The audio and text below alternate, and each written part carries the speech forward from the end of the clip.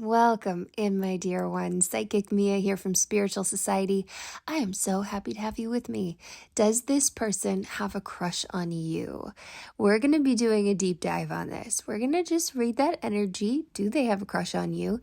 And then we're going to just keep following the train down. So we're going to find out what we need to know about you, what's going on in your energy, what's coming in for you, what is the potential for this, all of the juicy good stuff. Our mission here is to guide you to unblock your energy through spiritual practices like tarot readings so that you can live your most aligned life. Now, I would love for you to go ahead and just set aside anything else. Let your shoulders drop. Let your facial expressions relax. Drop into your intuition. And you're going to see 4 crystals pop up, and you see 4 cards in front of you. And I want you to feel intuitively pulled to one of these 4 crystals and one of these 4 cards. Just let yourself open up here and drop in. Card 1, card 2, card 3, and we have card 4. Take a breath. Let the thought of this person come in. Exhale. And follow your intuition.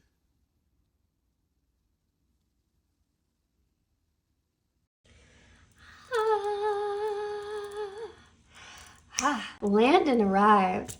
Oh, we have some fun, playful energy today. Does this person have a crush on you? I want to find out all the juicy details. I want to know. So first of all, what I'd like you to do is I'd like you to clear out some energy. Anything you don't need, especially anything that might be panic-inducing or worrying or troubling you from the week, just let that go for right now. And invite in the image of this person, their face, their hands, their shoulders, their body language, the way that they move their face, the way they say their words, all of the things, their laughter, everything. Just invite that into your energy. Bring it on in, any interactions you've had recently, and let's take a look.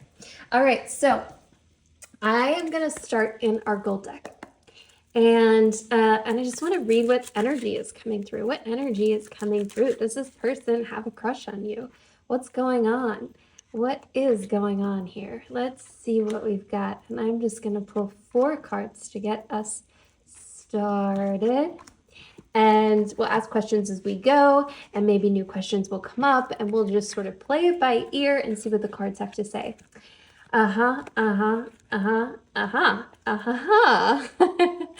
Okay, so we're getting some answers. So first of all, this person has been sort of fantasizing about you. And this could get into just being in their daydreams where they've been thinking about things, remembering things, rehearsing things, just that kind of thing where you're just kind of in their mind, maybe even subconsciously. It's just kind of rolling through their mind, and it's taken form in a lot of their imaginings and in an emotional way in their imaginings. Which is very interesting. They also have this feeling when they're around you that they kind of feel like there is this very full feeling. Cups get into those emotions and feelings, and this is kind of like a wish fulfillment card. It is that like super flirtatious energy of like, I'm liked and I like someone else. So I would say, yes, they do have a crush on you. And also they can feel that there's mutual attraction. They can feel that like fun playfulness, but there's a lot of like, I want to say like filling up the fish tank kind of thing. Like it's just like very full, and maybe filling up a bubble is even a better way to describe it. It's just like getting bigger and bigger, and the bubble's getting bigger, and like when is it gonna pop? Now, this person also feels like they're like in their power when they're around you. They feel very grounded, very solid, unstoppable. They feel like they're in this really yummy, juicy, good energy, this very divine masculine energy. Like, yeah, I feel confident, I can accomplish things. They feel very sure of themselves, and it's a very good feeling. There's something very very golden about the energy between you two and the way that you are and the way that you make them feel. That's just very, very golden, very good. Now, the interesting thing is that we have the Eight of Swords popping in here. Now, the Eight of Swords takes us into a slightly more serious space. Obviously, you can see from this card, this is kind of a bound up card. It is a bound up card, but it is also a bound up card with the card tells us that she, these binds are loose. She could get out of them at any time. So there might be something really stopping them from pursuing something with you. Something that feels like you're not fully available. You're not fully open. You're not fully, you're not fully there for it. That there's, and I do want to take a deeper look at this to see what's going on, that there's something in your energy that's not fully participating in a way that makes them feel like they've got the full green light, the vibrations are aligning, everything's in the right space for things to move forward. So if this person's not moving forward with things, that feels like why? Because everything else is really lining up in a very strong space. I feel absolutely like this person loves being around you, wants to be around you more. I would like to go ahead and pull over our pink center card. Also, if you haven't subscribed yet, please subscribe. It means the world to me, to the team, and like this video, all of the things. Definitely comment on it as we get going. But I want to take a look at this pink card that we pulled in the beginning. So let's see what our anchor card is. What was the first card that we pulled here? And the first card that we pulled here was Judgment. This makes a lot of sense to me. It feels like they're in a state of deciding. They haven't fully decided yet. They do have a crush on you in this one way, but also there's something limiting them, keeping them from fully walking in or pursuing things. So it's a little bit of a holding area for them now. But that also feels like that's a very good space to be in. If you like this person, if you want this person in your life and in your world, there is some energetic shifting that you can do to help that along and to help this decision get made, because it is sort of on the burner. So it's not like it's gone cold. It's not like it's a past thing that had come in. It's something very much in the present moment. Now, I want to go ahead and switch decks for just a second. I would like to flip over. I'm going to flip over to our black deck.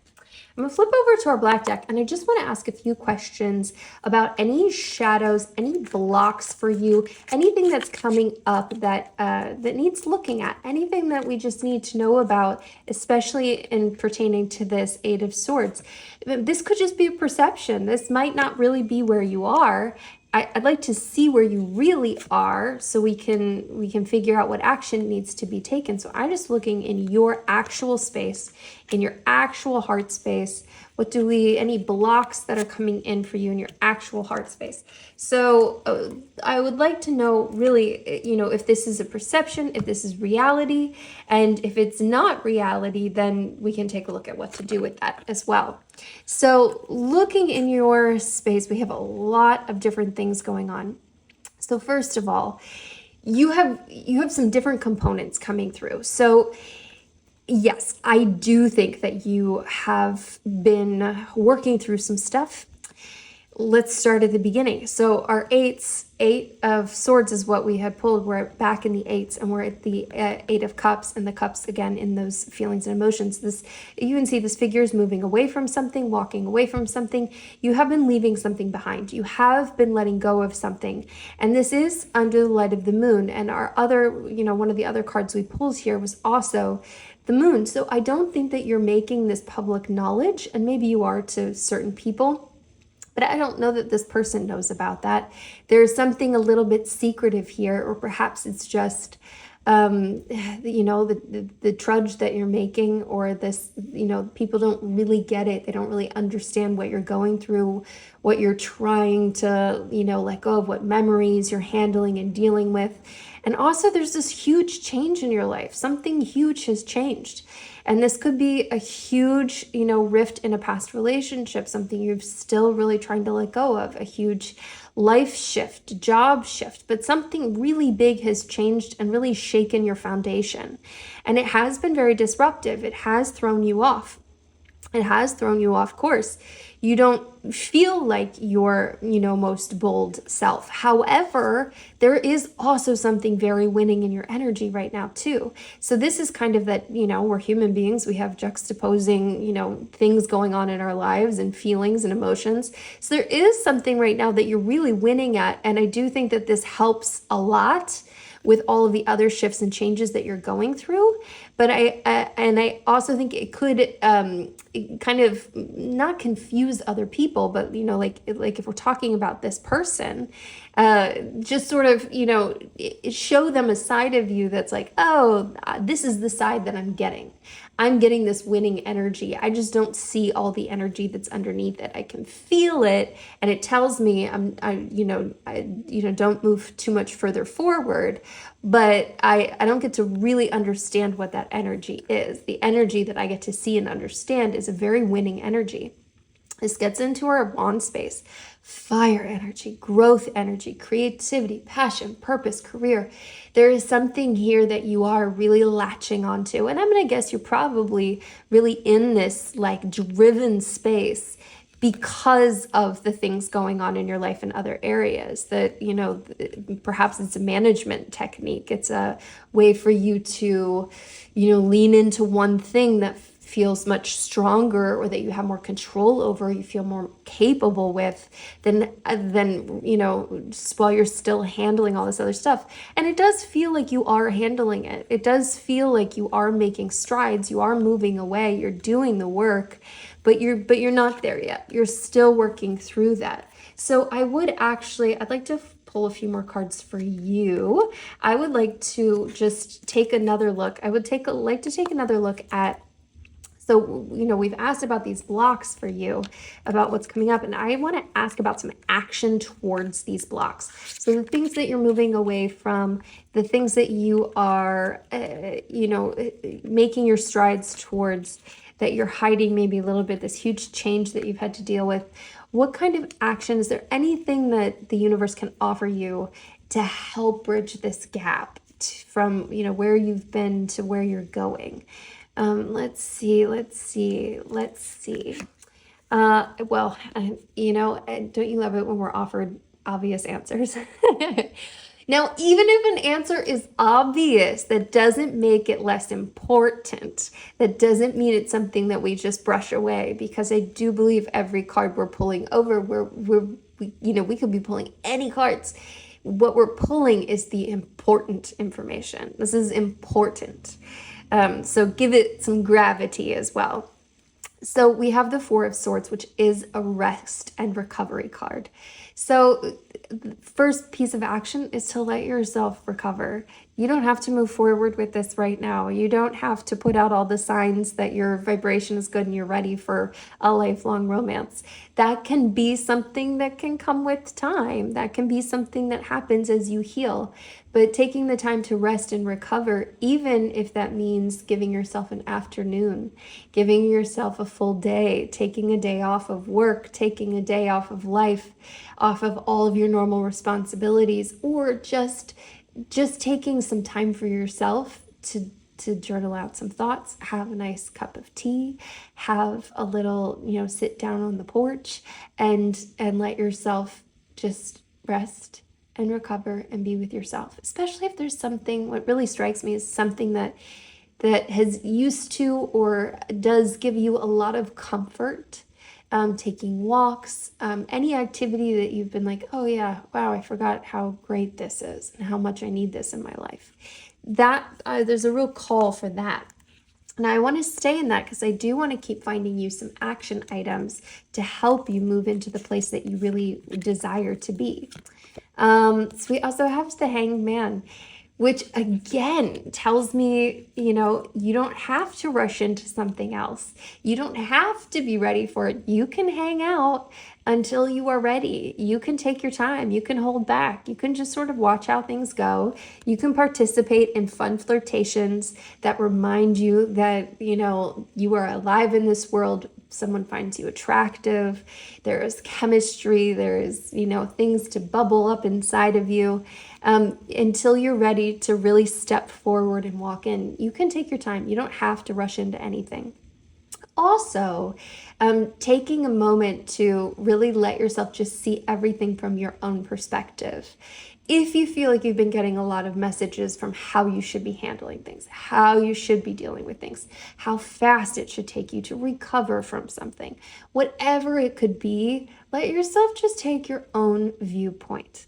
Let yourself just see things from your own perspective, because you have a deep intuition, you have a deep inner knowing, and that inner knowing is going to see some really important truths there, and some important truths that connect to, this moon card that we pulled. So they're important truths sort of bubbling in your energy right now. Let's see what else we've got.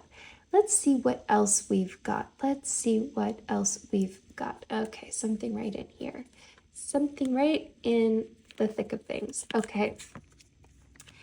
Yep. Okay. So this is interesting.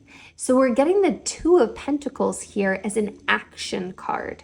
Now, as you can see, this is very much a juggling card. The Pentacles often do get into things of this earth, which could be actual physical juggling.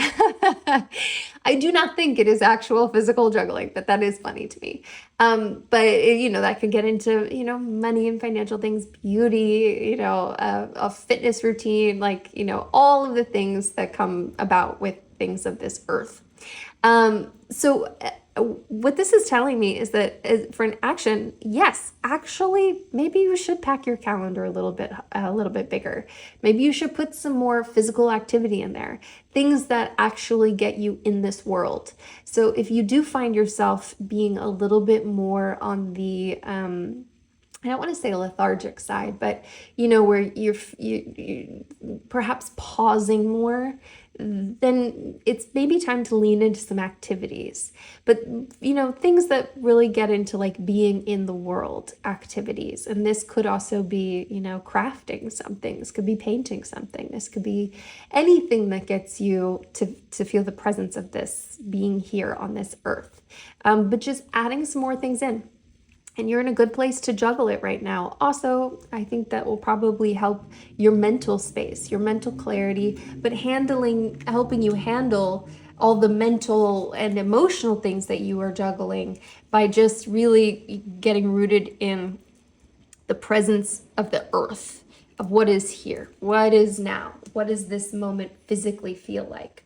Okay, I would like to know, so actually I'm going to switch back to our gold deck. So I would like to know a little bit about some timeline things. What would this look like if you're taking action, if they're taking action on any blocks they might have?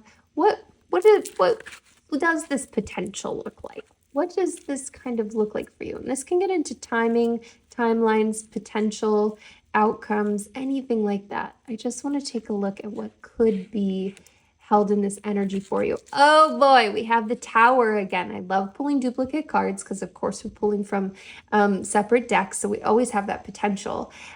Now this is interesting because this is a total disruption once again. So this is another shakedown. And that can be a good thing, because that can just mean that the old way of what you were doing and where you were is completely different. You could end up in a completely new space. And that could be because this person acts as a link between you and something you needed to know, and that makes everything in your life change. Or it could be that this person is your person, and it's a total life changer, game changer, which can be very disruptive in the best of ways. There are things things are never the same again. Certain parts of your life are, destroyed. They're gone. And new parts are growing. Let's see what else is held in the potential for this and in potential timelines for this. Oh, Now the Wheel of Fortune flipped over for us, and that tells me we have a couple cards. We have two cards. Oh my goodness, we have the Wheel of Fortune. We have the Six of Wands. That winning energy, Six of Wands. We're pulling another duplicate card. So we're getting some strong messages in here. So I'm asking about potential and like outcomes and also timelines. So what this tells me is honestly, this feels like this could timeline wise, this could move faster than what you think, even though you have some healing to do and some rest and recovery, and you can hang back until you're ready. It does feel like this energy could be close, in the same energy as this winning energy you already have, in the same energy as this huge change energy that you already have. So it does feel like the potential for it could be very close. But that doesn't mean you have to rush yourself or you have to rush in. It just means that you don't have to worry about it too much, because the things that you need to do to get where you're going, you're making your progress that you need to make. You're making the walk that you need to make. You're doing the journey you need to do. Also, the Wheel of Fortune coming in, which just feels like this could end up feeling like, wow, how did I get so lucky? All of these good things are dropping into my life.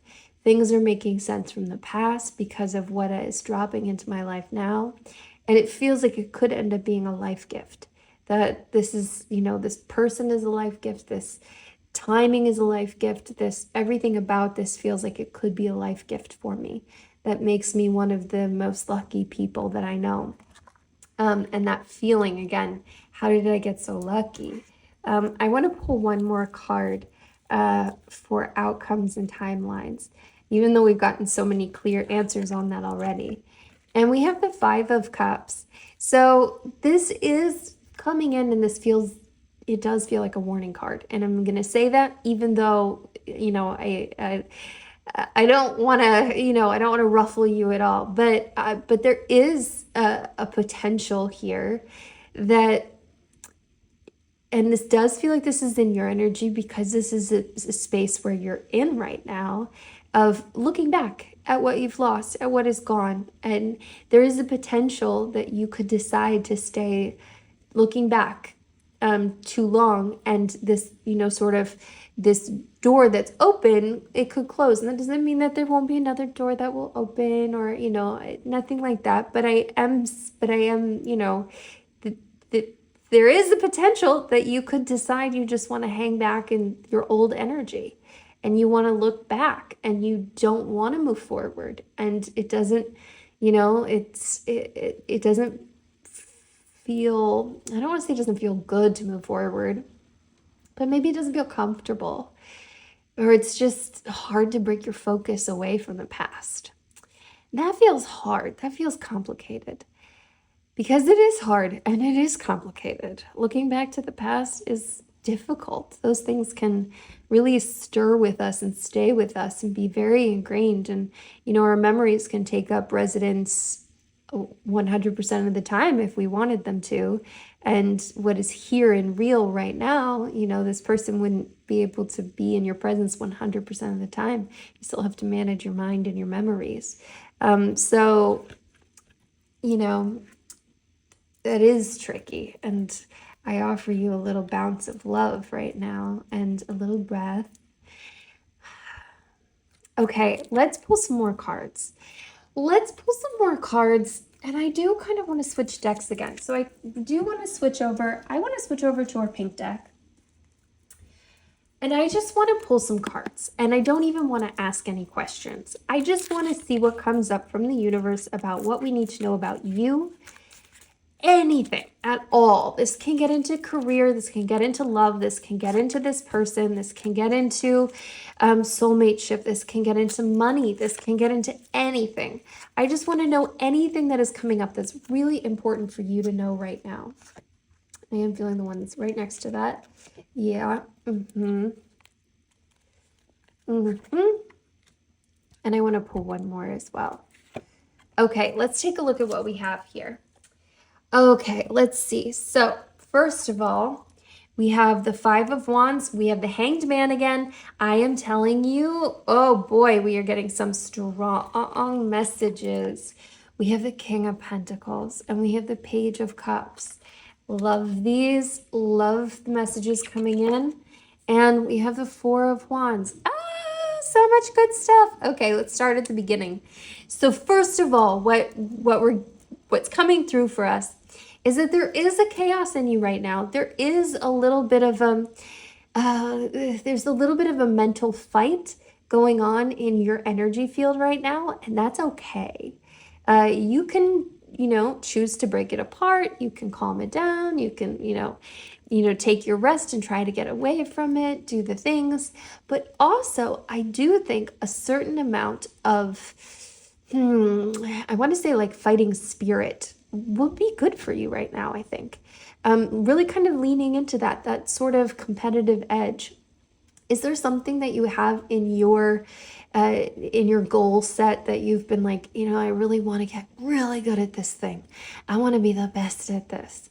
And, if there's something like that, then I want you to let yourself lean into that and get some of that like Olympian competitive energy on for yourself, where you're like, okay, I'm going to train for this and, and show up and show up and show up. And I think that would be so good for you. I feel like this would be an important piece of the healing process for you.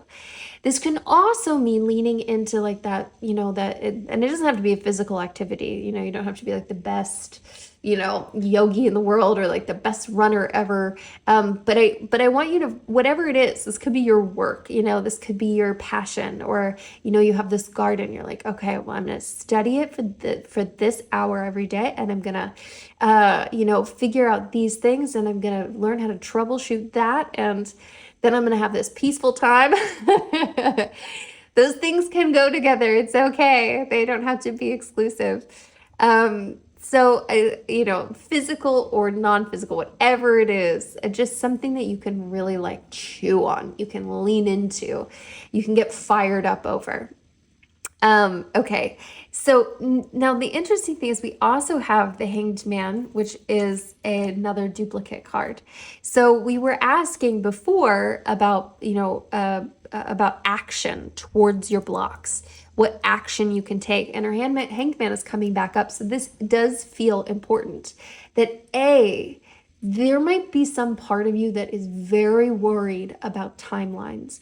I should be. It's not happening now. It's never going to happen. If I take a break, if I take time, if I say no, it's never going to happen. But this is coming through to say, hey, that's not true. That's just noise. That's just your human brain, doing some scare tactics on you. Take your time, hang back. You can, observe, listen, see, get intuitive, take a look around, and then you can walk in when you're ready. You can hang back as long as you need to.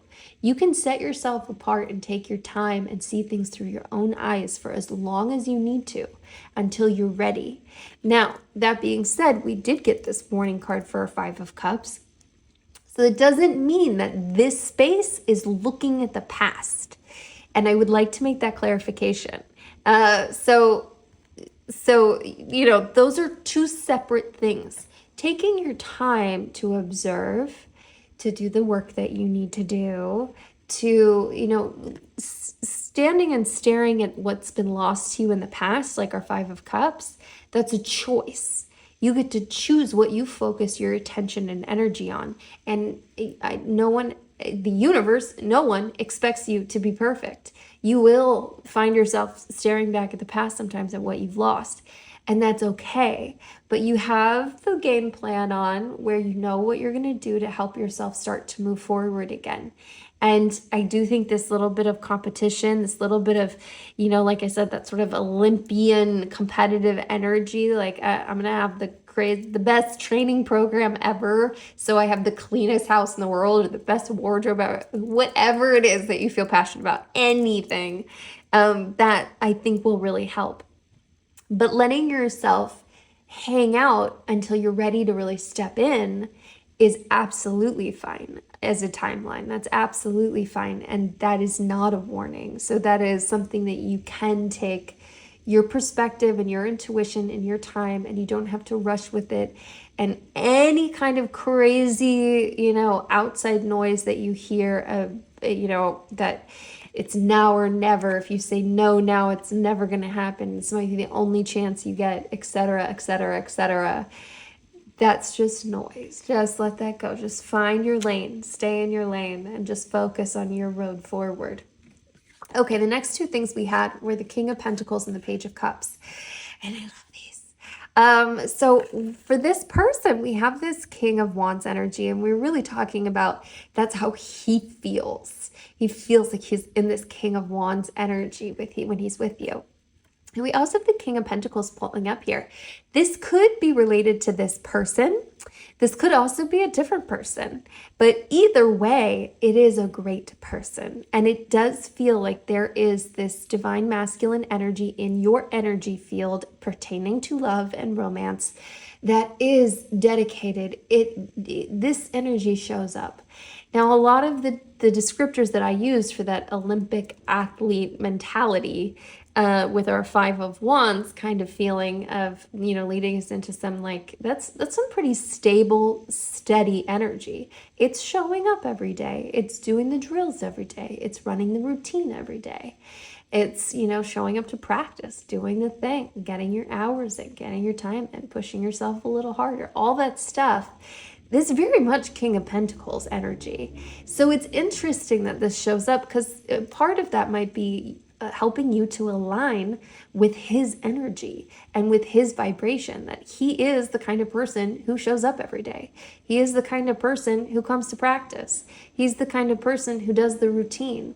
He has a very reliable way about him, which is wonderful and reassuring, and it makes you feel safe and secure. This person's also, good with money, good with worldly goods, but also has this fatherly sort of energy about them. Would be a great family person, a great protector energy, taking care of those in their world, making things grow around them in a business sense, in any aspect though, just really growing people, growing businesses, growing things around them, and really setting an example that people want to do what they're doing. People want to be like this person and have that kind of stick-to-itiveness, that follow through, that sense of accomplishment that comes with those things.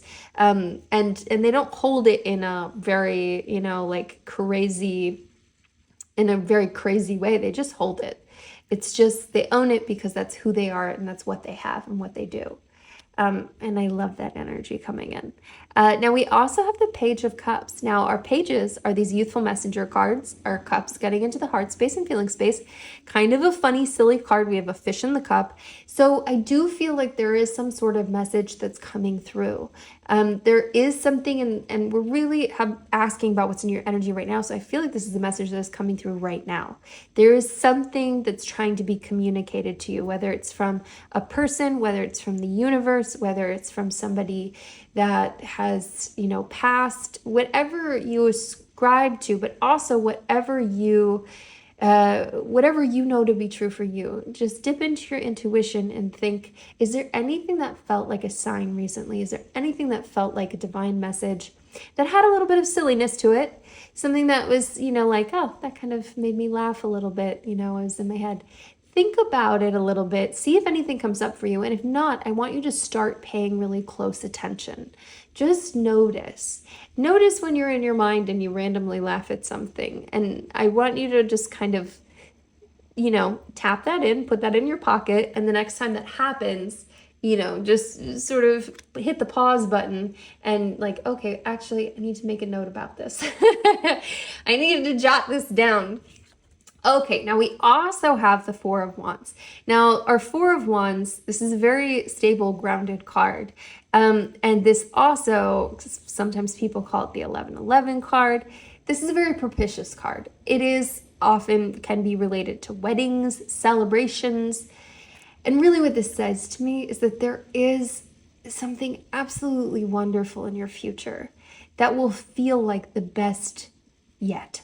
It will feel like, this is the best part. I didn't even know something so good could be in my future. Because maybe you thought the best things were in the past or the best potential was in the past, but it is not. It is burgeoning for you. It is waiting for you, and it's waiting to celebrate with you in this wonderful firework display with lots of growth. You know, our bonds always do have lots of growth, and also in this persevering kind of way, that it is continuing on. It does have some of that unstoppable energy, that it's just very persistently with you and feels so good in this very persistent, all the time kind of way. Some exceptional gift is coming to you. So I suggest you open your hands to that, invite that in, because that is an energy that I would love for you to lead into, and have that yummy gift for you. Now I do, so actually I want to flip back to our black deck just one more time, because we were asking about blocks, we were asking about shadows, and I just want to take a little tiny look-see at anything that we need to watch out for right here and now. Is there anything that we have to be careful of? Is there anything that needs a little extra attention? So our 10 of Cups coming up is something to be careful of, something that could need a little extra attention. Now this is interesting. So usually this really kind of makes me think a little bit about expectation. And, maybe this feeling that things should be this way. This is the way that I will be happy, is if things are this way. If I get, the rainbow and I get all of the things and I have the family, the home, this is the way that I'll be happy. So take that in, see if that fits and feels right to you. But perhaps you also know what this is getting at for you, because this is a very lovely, wonderful card. So there is something there. This could be relating to the past. This could be relating to an expectation of something you wanted for yourself in the past that did not come to fruition, that is haunting you, a future you thought you might have with someone else. So there I think probably something is ringing for you, and I want you to hold on to that and to sort of write that down for yourself, because that's coming up as something that really needs to be handled now. Now is the time to handle that. Now is the time. We're talking about your immediate future, your immediate now. What do we need to look out for? What do we need to be careful of? What do we need to treat? What do we need to help? What do we need to work on? So I just want to pull 2 more cards in this direction. So we also have the Emperor. Boy, this makes me think of the past. This does feel like it feels like we're going backwards. This feels like a person who had a lot of, and I do think there are some happy, good things about this person too. But they're also, they wanted to have a lot of control, needed to have a lot of praise, needed to feel like they weren't being challenged, to feel like they were right, and they, sort of may have demanded a lot from you and asked for a lot from you without really maybe giving it back in return. But there is something very alpha about this person. There's something very attractive about this person. Something that even in the controlling is attractive. I don't want to put him over top of our over top of our 4 of Wands. I'm not gonna do it. I refuse. I'm not putting that energy on top of that. Sorry. Let's see what else we have here. So I said I wanted to pull 3, so I'm gonna pull 1 more. And yeah, we have the 3. And we have the 3 of Swords. So this makes sense. This is a heartbreak card. It's not fun. It's not good. What I think really comes up here, just even from turning this over and, leaning into this energy a little bit, really feels like you can give this the gravity that it deserves. You can claim this as something that really well and truly hurt you, and that you are well and truly grieving over, and that it is something that you have well and truly not healed from yet. You're walking on, you're doing this incredible thing, but you're keeping a lot of the pain of it secret to yourself. And that's okay. But do be honest with yourself. Do be really honest with yourself that this really, I'm not going to curse because this is YouTube, and also I just wouldn't curse in front of you. But I would, this is really, what hard. This is unbelievably difficult to move through. This is so sticky, so tricky, just sometimes hard to breathe.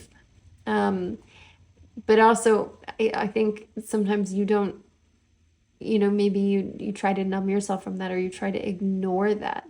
And I think it's okay to be really honest with yourself about how much it hurts and how heartbreaking it really is. Whatever that thing is that you've been looking towards in the past with our Five of Cups, with our, walking on with our Eight of Cups, moving on from, hiding out in the moon, all of that, and what we're getting some rest from and taking action on. Oh my goodness. Well, I think we got a lot of really good answers here. And I'm very, very grateful that the cards delivered so many very clear, specific answers. I'd love to know if you feel like they are clear and specific. I'd love to know if you feel like this hits home for you, if this resonates with you. I am immediately sending you all sorts of love for your heart, for your being. You're beautiful, and you deserve as much rest and recovery as you need, being in your here and now. And I also, I would love to hear stories about that Olympic athlete competitive feeling. What is it that you want to lean into? What is it that you feel driven to be the best at, to do, to obsess over a little bit? Let's drop something that that represents that. I'd like something that represents an athlete. So maybe like the woman running. But any sport you want. This could be like, surfing, or I think there's an emoji of rock climbing. There might be a yoga one.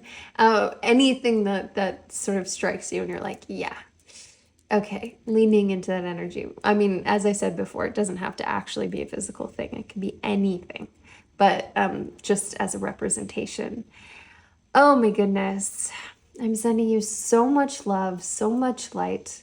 I'm going to see your precious self again very soon.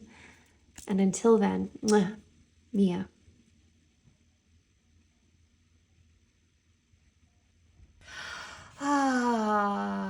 Welcome in my card 2, Land and Arrive. Thank you so much for being here with me. Okay, so first of all, let's remove anything you don't need. Just set it down and let yourself invite in this person. Do they have a crush on you? I want you to imagine this person you're asking about. I want you to see their face, hear their voice, their facial expressions, the way they laugh, the way they move, the way they talk, the way they walk, all of those things. Invite that energy in. Okay, I'm going to start in our gold deck. So let's go ahead. We're just going to leave that question on the table. We'll ask other questions when questions come up. We'll see where this reading goes. We'll just see what questions come up along the way and see where we're going. So do they have a crush on you? Do they have a crush on you? Aha. Okay, let's see what we've got. So we are going to go ahead and start with, oh my, we have the Nine of Wands. We have the Nine of Swords reversed. We have the Five of Cups. We have the Ten of Wands. Well, this is very interesting. Okay, so we're getting some very clear answers here. So I don't know if this person is present enough to be really actively engaged in something with you right now. They seem pretty caught up in the past here right now. So this person has a lot on their plate. They have a lot of things going on. First of all, they're getting over something. They've been hurt. They're getting back up. This figure has a bandage on his head. He's getting back in the game, getting back in the fight. And so he might be actively trying to participate with you and actively, sort of trying to be in this sort of building of chemistry and attraction and everything with you, but you might feel like he's really guarded. And he might feel like he's really protective of his space, and he may not be very open and very sharing. And that's because it doesn't feel like the cards are telling us that he is very open. He does seem to be pretty closed. I'd like to point out here that, we have the two cards we have on our right. Both of these figures have their backs turned to us. Now, all of these cards are telling us something pretty similar, but in different ways and telling us different pieces of information. The Nine of Swords reversed is telling us that he's starting to get over something. So this is the beginning of getting over something, of letting something go, releasing something. The swords get into that thought space, mind space. This card is very much I can't sleep because I'm just thinking of all these tortured thoughts. They're keeping me awake. This can get into anxiety. This can get into, some kind of negative space. So he's starting to let that go. It looks like the healing process has started for him, but it's definitely not complete yet. And it doesn't leave him in the most open, like playful space in the world. It's definitely something that's going to be, this person feels like they are very much a work in progress. I mean, aren't we all? But very much so in regards to something specific. So they're really still very much in the healing process and the healing part of getting out of something. So they're still really trying to let go of these sort of like perhaps obsessive thoughts about something that's really still bothering them. Now, we also have the Five of Cups, which tells us that they're still very much focused on the past. They're still very much focused on the things that they've lost, and they're not really focused on what is available to them. So they're not really super focused on, and perhaps they're perhaps really focused on what they've just let go of, what's been spilled to them. And they haven't really turned around yet. They haven't really opened back up yet. They're still in the works of getting to a place where they can turn around, where they can really see what is available to them. Now, this person also, we're pulling the Ten of Wands here. And this tells me that they're doing a lot of work. They're lifting a lot of heavy stuff, and they are working on this. They are trying to bring this home. They're trying to get over this. It feels heavy. It feels hard. They haven't landed yet. They haven't arrived. It isn't complete yet. It's still very much a work in progress for them. They're still sweating over it. They're still doing the work that they need to do. But they're not completely there yet. They're not completely open yet, but they're trying. And so they're probably also really trying to be, sort of engaged in the world in a better way. But so they might, be attracted and trying to sort of playfully step into something with you, but it doesn't feel like they're super open to it, as I sort of have been saying. This is very much a work in progress. Okay, let's pull our anchor card over. I'm very curious about what our anchor card was that we pulled for this at the beginning here. Now we have the Eight of Swords.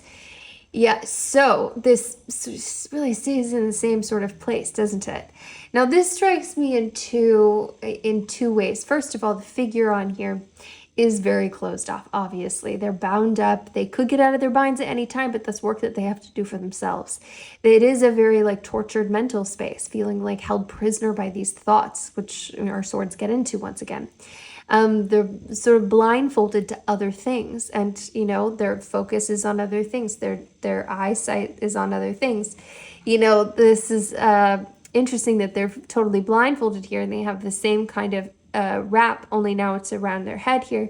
This is very much in keeping with that feeling. It also does tell me too that perhaps the person that they were in a relationship with someone, perhaps they're getting out of something, And that in itself felt also sort of like they were with someone who wasn't disconnected, that was also sort of being held prisoner by their thoughts, and so that it was a very closed off thing itself. So there's something that's sort of residual from that carrying over. So this person doesn't feel like they're in a great space to step into anything major for sure, and they have some healing and some work to do.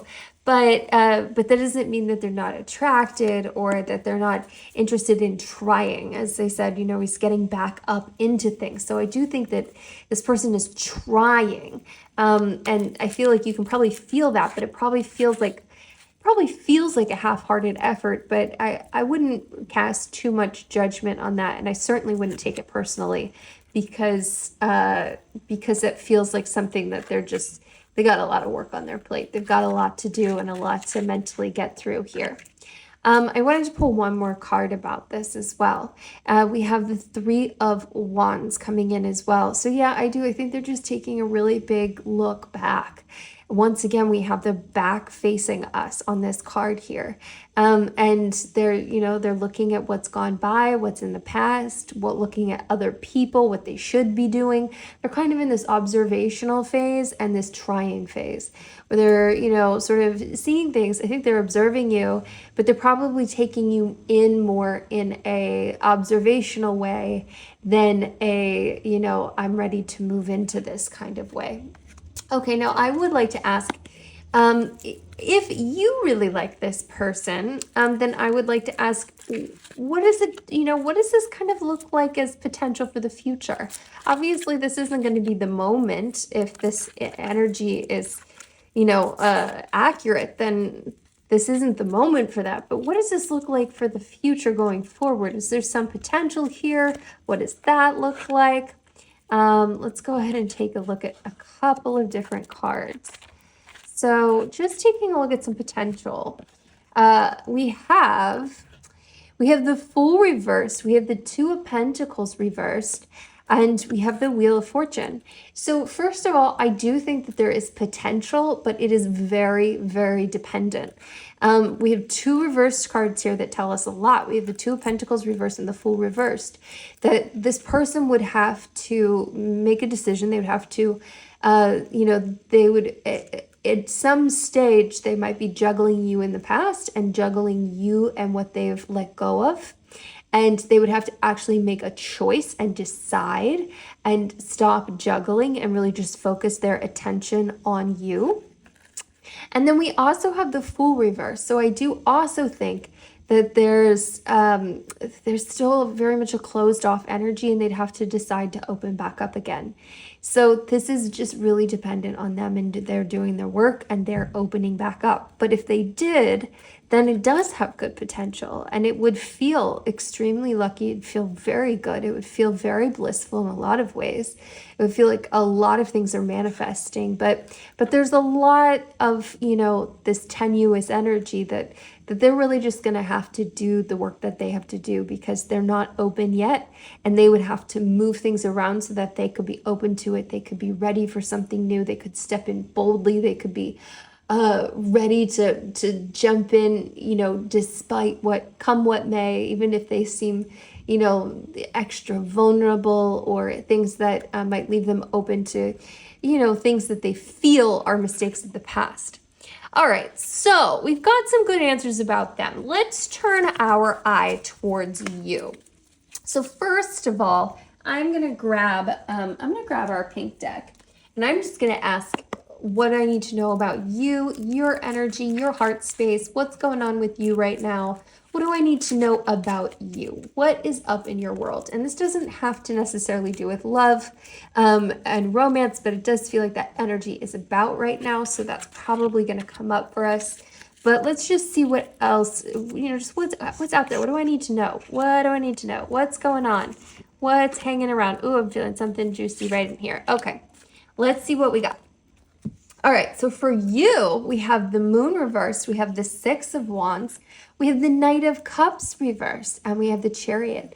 Okay, telling me a lot of stuff. So this is very interesting. here we go. Let's start over here with our Six of Wands. So first of all, you do have this victorious energy. I think that you're total, like, go after it, get what you want, have this fiery, be lit up by things. I think you do have a confidence. I do think you have an inner drive. You have this motivation to go after what it is that you desire. And I think that you have every potential of getting what you want. I feel like you have a way of doing things, making things happen, manifesting things, making things work. You have a little bit of this, magical quality about you that just brings things to fruition. However, there are some hidden pieces here. Now, first of all, the moon reversed. So I do feel like there's probably something, and this feels like this is something hidden even from you. This is something within you that you are also hiding from you. That there is a really important truth that you need to acknowledge for yourself. That there is something very important that you need to deal with, that you need to handle, that you need to land on. There's something that you need to spend a little bit of time with, digging around, bringing into the light, bringing up for yourself.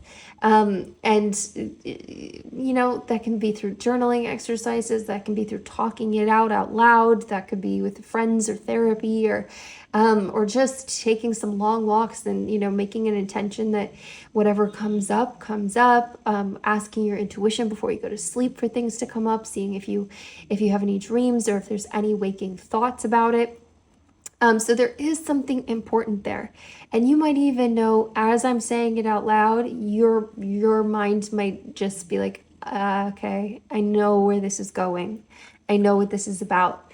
Now we have the Knight of Cups reversed here as well. So this is very interesting to me because we are asking about somebody who is pretty unavailable emotionally. They're just kind of, starting to turn things around for themselves. So there's the feeling like maybe it's attainable, maybe it's a possibility, but also they're still very much wrapped up in something else. So there is a huge part of them that is emotionally unavailable, which is, our Knight of Cups is lovely, emotional, wearing it on the sleeve, handing it over. But this is a reversed card.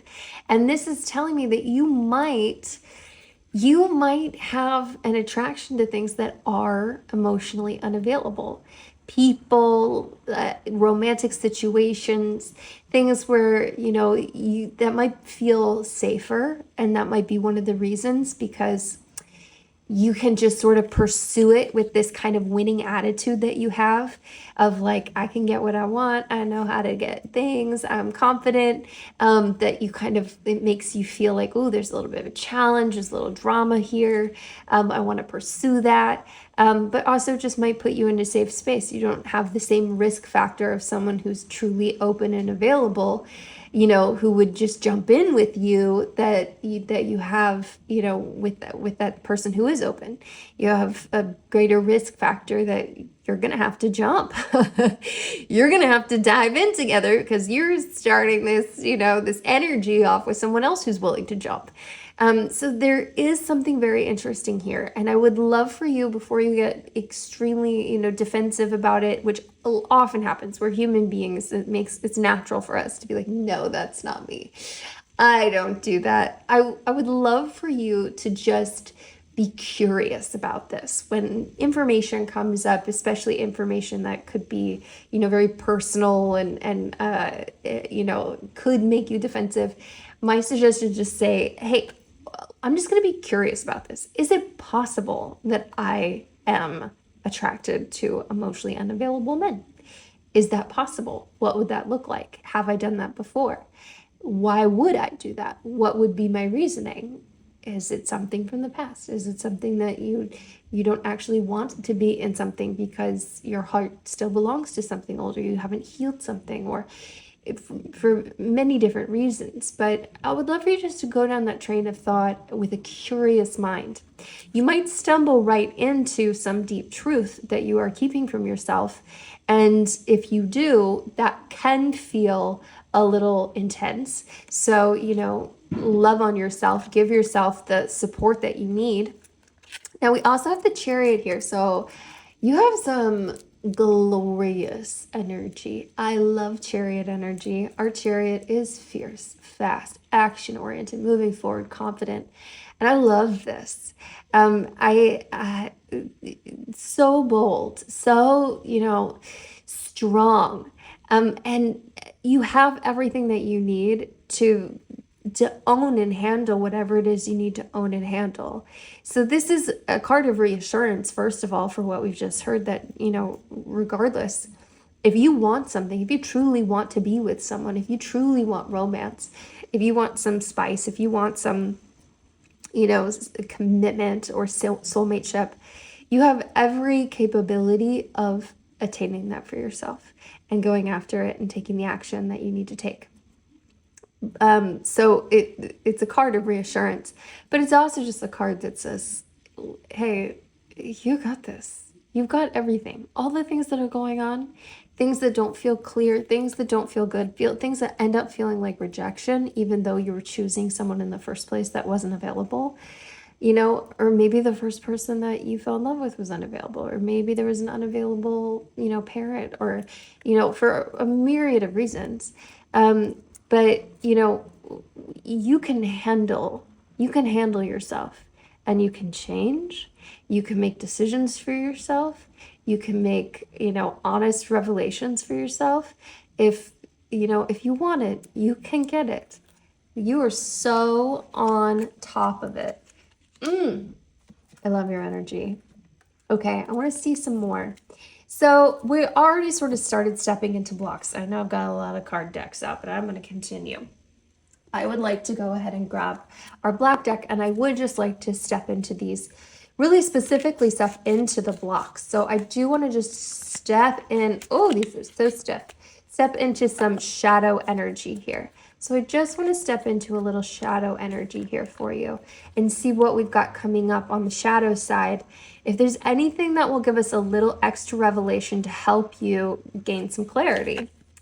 Page of Swords. So I love this. This is such a great message from the cards. Basically, this is saying, okay, our pages, they are these youthful messenger cards, or swords get into clarity, mind space, truth. It's saying, hey, you already know.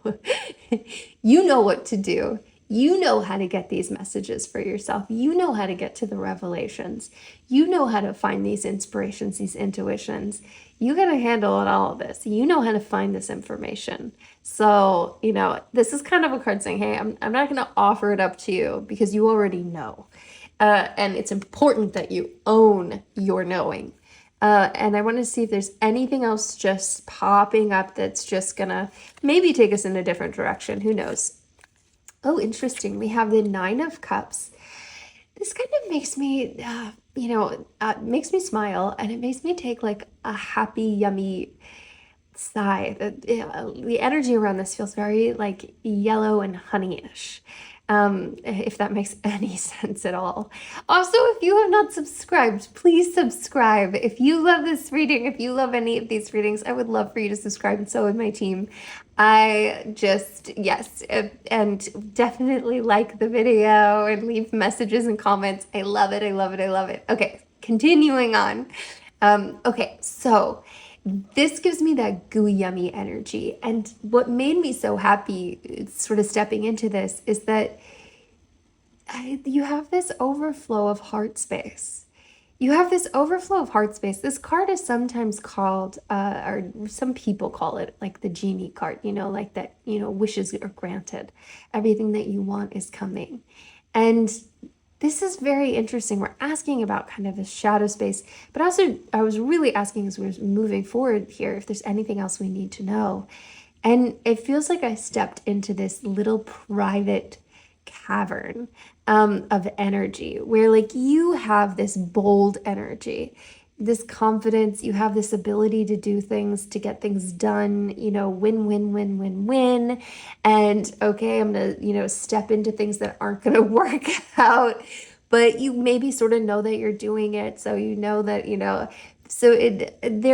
but there is this sort of tucked away space in you that feels very The word innocent comes to my mind, but it feels very like sunshine and flowers, and it just feels light. It feels really light, really good, really happy, really homey, very safe. And it doesn't have the same energy as that bold energy. It doesn't have the same energy as that sort of ferociousness that lets you win things. That does come into, it comes into some divine masculine energy that is a little more, has to take care of things, has to be on top of it, has to do the things. This is a softer side that doesn't really have to do anything. You just have to let what you want come in and let it overflow for you. So there is I think there's an interesting contrasting side of two pieces where there's one side that really actually wants to go out and get it. Like the happiness comes in the pursuit and attainment. So it's not just in the manifestation energy. I'm going to open my hands up and let this pour in.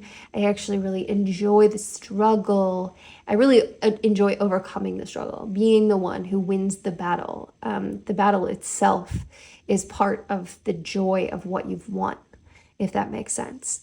There might be a part of you like that. And there also might be another part of you that is okay just to open up your hands and let joy and love and peace and all of these yummy, beautiful things that you want just slip in easily, overflowingly, with joy, that it's just happy. Now, the interesting thing about this is that I feel like this message is saying these do not have to be mutually exclusive. You can find that same kind of joy in the struggle as well. So you can set yourself up for certain challenges and struggles to overcome in the attainment of what you want that will still give you the same feeling, and you can have that feeling that you're just opening your hands to it as well. That you're just letting what struggle needs to come in. You're just opening yourself up to it. You don't have to create it. You don't have to pursue someone who's emotionally unavailable in order to, you don't have to set yourself up for having the best experience and outcome. The universe will do that for you. If part of the joy is in that for you, then that will be coming in as well. You can just open yourself up to it. You don't have to try for it at all. And that could be something you're trying for subconsciously. That might feel like a weird thing, but also it might make perfect sense. I would love to know your thoughts on that. If that feels right, if that feels accurate, if that feels like bananas, or I would love to hear your thoughts on that. Very, very interesting. Now, I would like to just hear a little bit about some action steps that you should be taking to lead your heart to the place that you desire the most. What kind of action steps should you be taking? Because you're good at taking action. So what kind of things can we pick up here? What do we need to know here?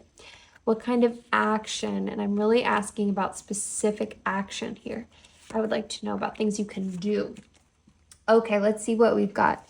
So, hi, my star. Hi, my Queen of Cups. And hi, my Nine of Swords reversed. So we had our Nine of Swords for that Nine of Wands.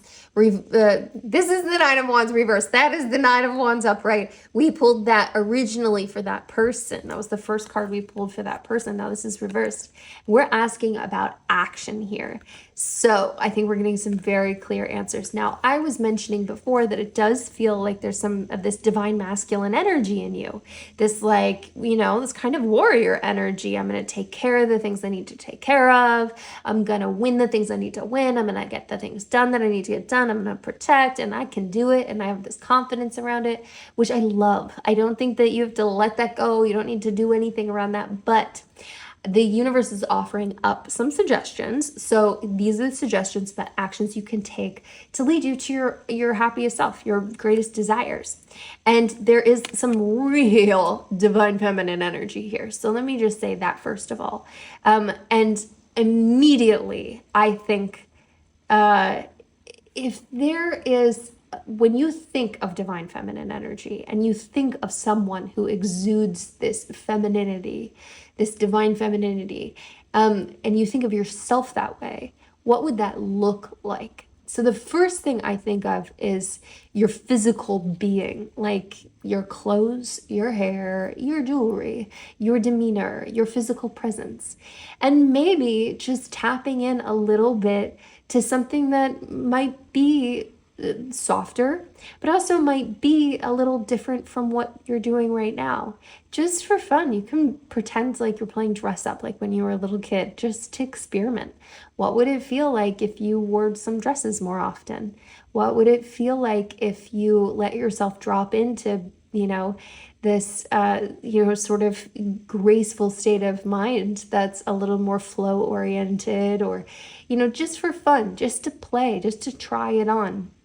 And that can mean anything. It doesn't obviously have to mean any sort of physical clothing or any kind of hairstyle or makeup or anything like that. But if it does, which I find it does for a lot of people. So I always shy, like I always feel a little shy about saying it because it feels very, I don't know if it feels counterculture to say that, but I do think there's a truth to, how we look and present ourselves. It does change our energy. It does change our vibration. It does change the way that we see ourselves, the way other people see us, and the way that we see other people see us. There's a lot of energetic shifting that happens there. I would love for you to try it just for fun, just for play, just to see. So there, I am really feeling this divine feminine energy. Now, the characteristics that I want you to step into when you get here are, first of all, a sort of vulnerability of just being yourself. And again, keeping your eyes on your lane, staying in your lane, staying focused on you, staying focused on what it is that you're doing, where it is that you're going, staying focused on all of these things. But just truly not hiding yourself away. Things that you're like, oh gosh, that might be embarrassing if I don't worry about it at all. You can be extra you. And you don't have to worry about that being too much for people, whatever that looks like. It will be probably too much for somebody somewhere, because that's how humans are. There's always someone who's unhappy with something. Just by existing, we're going to ruffle somebody's feathers. But letting yourself just truly, fully be yourself and shine as yourself, because it genuinely will attract many more people than it would put off, first of all. But this isn't even for other people. This is really just for you and for your energy. And we notice that she is totally naked in this card. She's covered up for YouTube because, because that's against YouTube policy. But she is very exposed. Now, we also have the Queen of Cups. And like I said, another very divine feminine energy. This is also a lot of self-care too. And a lot of just, giving, which being yourself is doing a lot of giving. It's letting yourself be exposed in a way that could, I don't want to say potentially hurt you, but that is often the reason we're not ourselves. It's because we're afraid that we will be rejected for that person and that would hurt us. So it is very brave and giving in order to do that. Now, we also have the Queen of Cups, which I would love for you to spend a little time making peace with any emotions that you need to make peace with. If there is, really just being your emotional self, letting yourself feel, express, talk about, but really just being in touch with your emotions, not scared of them, not, sometimes when you are a very emotional person, which your energy obviously holds a lot of, Queen of Cups energy, that those big emotions can end up being very scary. It's like the ocean. She's on the shoreline of the ocean. And if you think of your emotional body as the ocean, the depths of the ocean are scary.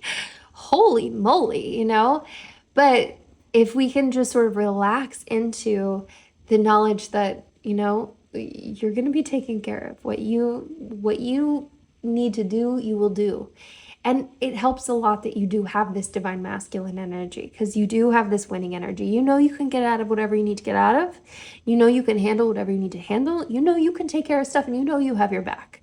So that energy will help you in your divine feminine as well. Now, also with this card, I would like you to really sit into your intuition. So this really does get into the intuitive side of you. So spending more time really reading the energy. I'd love for you to set up a practice if you can. Maybe once a day, you have an interaction with someone once a day, where in whatever interaction you have, you just write out personally what it is, or say it out loud, what it is that you really thought was going on, and then what was actually said and done. So based on the energy you were reading, and you can say why, you can get as specific as you want to, or you can leave it open. You were just reading the energy, you're not sure why, you weren't sure, maybe it was the flick of the eyes, maybe it was body language, maybe it was just this, sort of intense heat that was coming off of them. Whatever it is, I would love for you to just start really getting in tune with your intuitive body. And this can also be, writing down things, that having like a truth moment where you're just like, okay, I just want to write intuitively some things that feel true to me. Just a couple of intuitive truths, and that feels true, and this feels like a true thing. And sort of just getting in touch with that part of yourself, but also realizing that you respect that part of yourself, and that you can trust that part of yourself, and that part of yourself is really smart, really knowledgeable, and a real tool. Okay, so then we also, of course, had the Nine of Wands reversed.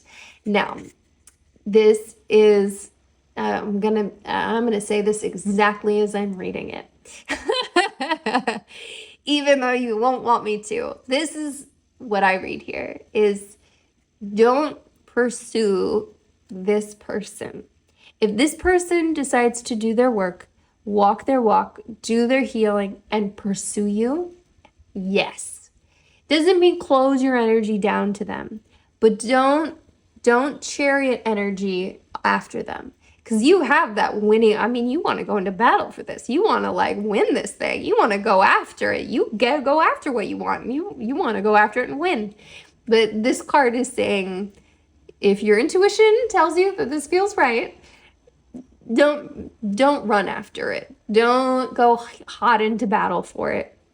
Let this go. Let this do what this needs to do. And if it ends up being there for you, ends up being there for you. If it doesn't, it doesn't. But don't run after this person. I know. That's not what you wanted to hear. I'm reading it the way that I see it. Okay, I want to pull two more cards. Two more cards only. I'm just going to pull two more cards. I just want a little divine message for you, guiding you through your immediate future, just whatever you need to know. Boy, this is, I really love getting to know. I would love for you to comment on this and feel if your energy feels right. I love your energy. I love getting to know you deeper. This feels so revelatory, so fun. Okay, now, interesting. We always have the possibility of pulling duplicate cards. I was pulling in their energy, and I am pulling in messages for whatever you need to know. So we have the Five of Cups. We have the Nine of Pentacles. So, interesting. One of the reasons this person is not fully available is because they are stuck looking at the past, the heart space that their past held, mourning what they've lost instead of looking at what is available to them and what they have. You also might be attracted to that because that energy is also in you. And I'm just going to let that be a mic drop moment. That is not unique to them. That is also something that you seem to be holding as well. So that also might be why you're not actually, if you've been trying to move forward with people and you're choosing emotionally unavailable, men and not being able to move forward. I don't think it's just the struggle. I'm hearing a lot of outside noises too. I always say outside noises amplify the message, and I just heard 3 noises in 1 second. So it can also be that you don't want to leave the past behind. You don't want to take your eyes off the past. You don't want to look around. You're not ready. You have your back turned to them too. Even if you're kind of like putting on a, show of going after it a bit, or this could be fun, you're not really fully open to it either. Now, the universe also is bringing us a beautiful Nine of Pentacles message. And this is what I am pulling in right now for you. And I do want to pull one more card out just because now I would like to ask one more question.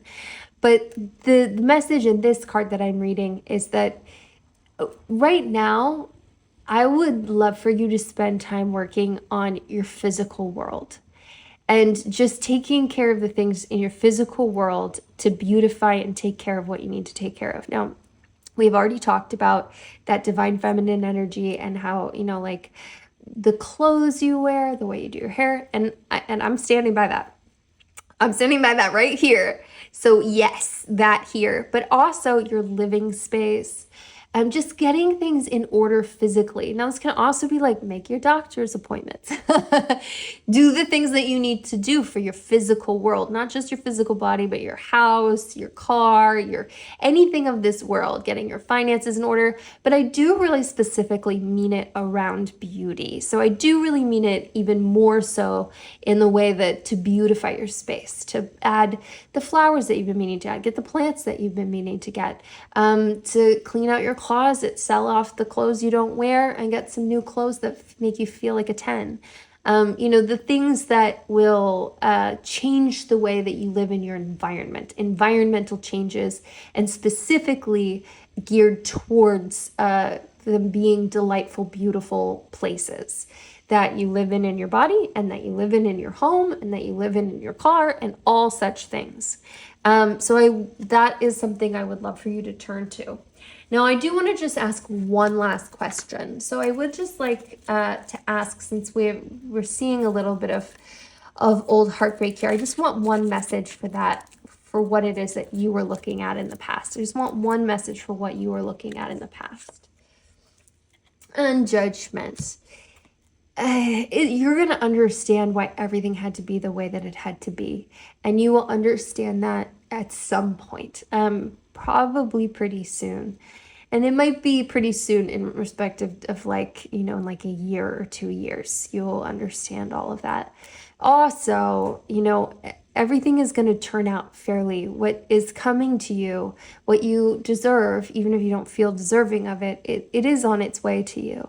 The good things are coming in. What you've worked hard for is on its way.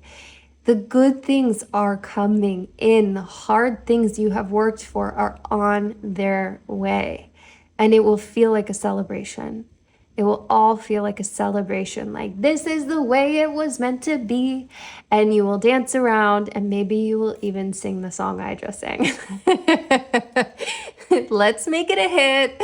Let's record it. Let's make a music video. Oh my goodness. Oh, I'm sending you a lot of love. I can please comment. I want to hear if you're going to do this. I want to hear about this divine feminine energy. I want to hear about all of it. I would like to hear about all of it. You know that I love it. I read every comment. I don't get to comment on every comment, but I read them all. Let's drop something beautiful below, just for the divine feminine energy. I'm going to say your favorite flower emoji. So just drop your favorite flower emoji below, something that makes you feel like, think of beauty. And, yeah, I can't wait to hear all about this. I'm sending you so much love and so much light. I'm going to see your precious self very soon. And until then, mwah, Mia.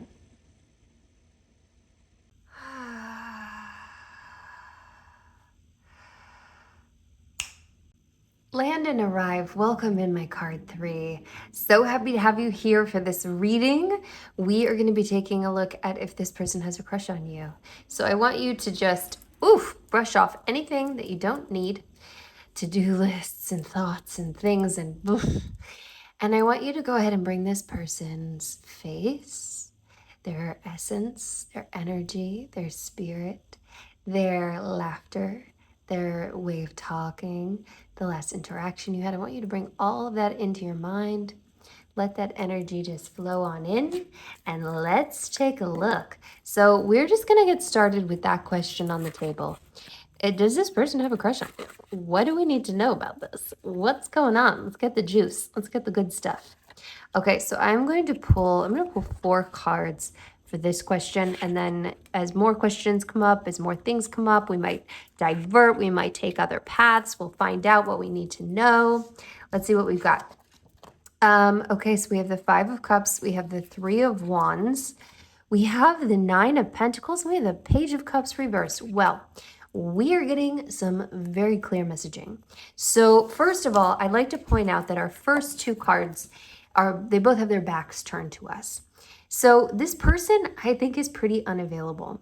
There is something from the past that's been spilled to them. You know, these cups represent feelings, emotions that's been lost, and they're still very much focused on what's been lost. They are not focused yet on the present, on what is there, what is available, the shiny, yummy cup that you could offer. They're not involved really in the here and now. They're sort of just focused on the past, which is unfortunate, but also it really doesn't, it certainly is no fault of yours. It's just a place that they're in. This person also does seem to be, I think that they're really looking and observing you from a distance in a very sort of removed way of like an observational way. And I do think they find you extremely beautiful. They find you very attractive, very alluring. They're really taken in by you. You are mesmerizing. You do have this energy about you. You're also you're beautiful. You have this beauty in your energy, in your face, in your body, all of the things that they are attracted to. And they do see that. But they're seeing it kind of from a distance, not as someone who's ready to step into it and gobble you up and take you away. So there is something very removed about this person, that they are in this sort of removed space. Now we also have the Page of Cups reversed.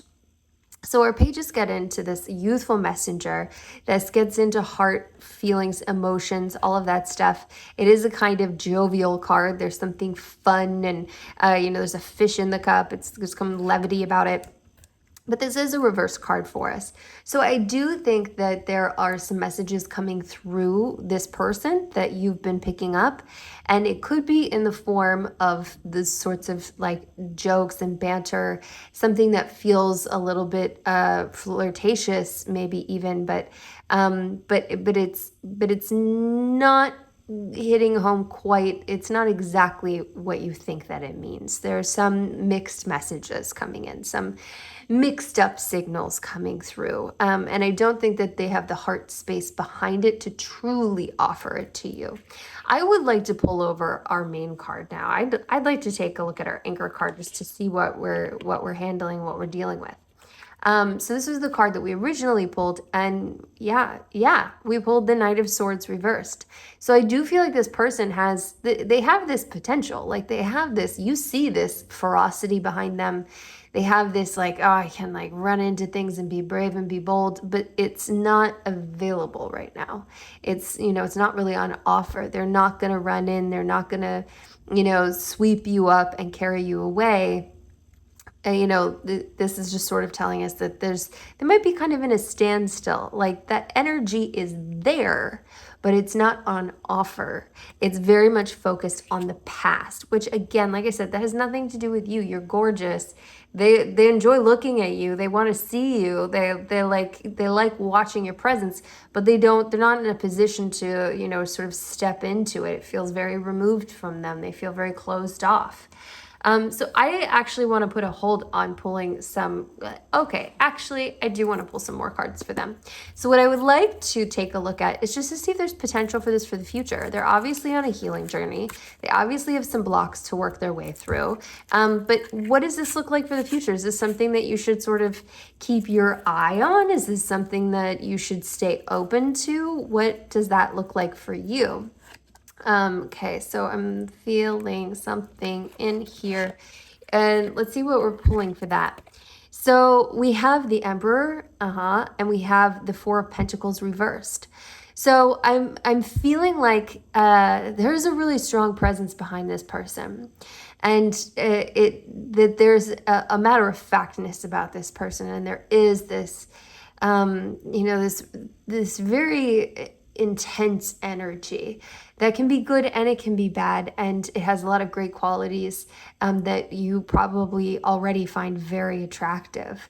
And I think that there is a trickiness that they could sort of show up and really take the lead of being this incredible masculine presence in your life and really take over this position and this role for you. They do have the potential for it, but again, it's sort of the same answer that they would really have to get over, holding it all back. They'd have to be willing to open themselves up, to let things go. They're sort of hoarding all of these things to them. So we have the Four of Pentacles, which, upright, this is a hoarding card. This is a holding on card. And the pentacles usually have to do with worldly goods and things, but we're asking more about romance here. So I am feeling like they're just sort of keeping it all tight to their chest, and they're not ready to change yet. They're not ready to loosen it up, but they could be. They could be moving to a space where they would be willing to. So these aren't very clear answers for us.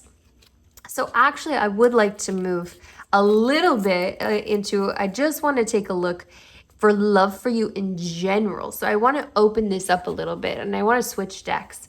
And I just want to see what love looks like for you in general in the near future. What else is coming in? Is there other energy around you? Oh, these cards have been so difficult to shuffle today. They're not always so difficult. They are very, they're very, they're very tough. They're very, oh my goodness, my words are not coming to me. You know what I mean? They're very sturdy. Okay, so let's see what we've got. So I am asking about love for you. I am asking about love for you and in your near future. What's on the periphery for you? What is coming in soon? What kind of energy is lurking around the corner? What do we need to know? What will help us to open up our eyes to see what could be coming in for you? Okay, let's take a look. So we know a little bit more about this person. And oh my, now we have the Eight of Swords, we have the Ten of Cups, boy, we have the Queen of Pentacles, and we have the Five of Pentacles. We have a lot going on here. Holy moly. Okay, so I'm seeing some very contrasting messages. So first of all, we're looking on the periphery for love for you. And the two outside cards, the most outermost cards, I want to start there because I'm feeling like there's an outside core that you have to work your way through to get to the good stuff. And it feels like you are in a place where things do feel really lonely. They feel really bleak. You feel really hungry, really desperate for it. You feel like you haven't been well nourished in a long time. And to me, this also feels like human touch. We're in the Pentacles again, which gets into anything of this earth, which also is physical body and touch. Feeling like you're your most beautiful, feeling like you're in your most, confident, delicious self with another person. And there also is something that feels very binding about this, that feels very isolating. It feels very imprisoning even about it. But this is a choice here, which we know with the Eight of Swords, is that there's a lot of thought space with our swords, being trapped in thoughts, but we know that the binds around her are loose, and this card tells us she can get out of this at any time. So this is a decision for you. This isn't something that you have to submit to, that you have to just, I have to hope somebody lets me out of this soon. It's something you decide. When you're ready to let yourself out of this, you're out of this. Because what lies beyond it, this is that sort of hard shell that you have to work your way through to get to the gooey center. And our gooey center is pretty gooey. It is pretty good. It is awesome. We have the Queen of Pentacles, we have the Ten of Cups, which brings you, and I would like to point out that we're back in our Pentacles here. which again, the sort of the bleakness that you feel in that way, it's the opposite of that hunger. It's the opposite of that desperation. It's the opposite of, of that coldness and, not feeling like you've had the touch, or you've had this feeling of feeling beautiful, or all of that. This is the opposite of that. It is feeling like you are in your own, like you are divinely feminine, that you make things grow all around you. It is abundance in every sense of the word. Really getting into love, because that is what we're asking about, this pure abundance that you create all around you. People are attracted to you. People walk in. And this is relating to romance, to soulmateship, to love. This is on the periphery for you, but you have to work through that outer core to get to the inner goodness, the gooiness, the yummy center. You're just like a chocolate chip cookie. Nice and gooey in the center. Now our cups get into those feelings and emotions. So this is the overflow. I mean, I like to call this the happy ever after card. It just makes me feel that way, riding off into the sunset. Two people with their arms open wide under a rainbow, all the feelings, all the emotions, a card of completion, family, home, all of those feelings coming together. That is very close to you right now. So while I'm asking about that, I would like to ask a little bit more. If you make your way through that outer shell to get to the inner gooiness, what else might you need to know about that? What else might you need to know about that? Stiff was really the word I was looking for with these cards. They are stiff, they are sturdy, and they are unmoving. Okay, let's see what we've got. So I'm asking about this gooey center for you, and I just want to know a little bit more, if there's anything the cards can enlighten us with. Oh, I love this. I love it. I love it. Okay, so I see serious power coupledom. I also see some serious divine feminine and divine masculine energy. So not only is it divine feminine, divine masculine energy, because you do have this Queen of Pentacles energy with all of that flowing. I think you're going to feel like you are the most beautiful, human alive. You feel all the abundance of that, so well nourished, so well taken care of, so well fed emotionally. Just loved on. But also you're going to get to be your best fiery self. And what I love about this is, with the Queen of Wands showing up, it feels like you get to step into this place where you are your most fiery, dynamic, creative, go after it, go get 'em self, which tips into, a pretty assertive energy, a pretty, like you get to be in this very powerful place, and your partner, your person, your deep connection with this person is so divinely masculine that really, it doesn't feel like you're taking the alpha, like you're being the lead, like that you're taking over the masculine energy of the relationship. You get to be your most, dynamic, assertive self with all of your energy intact, your divine feminine and masculine energy, and your fire and your softness, and you still have this feeling of this sort of grounding presence of this incredibly divine masculine human. So you really do fall into this power coupledom where you both hold a real presence of power. You really go after what you want. You're really a go-getter. They're really a go-getter. You're both in a very powerful position, and you empower each other. You make each other better. You send each other off in a stronger position than when you started, which I love this.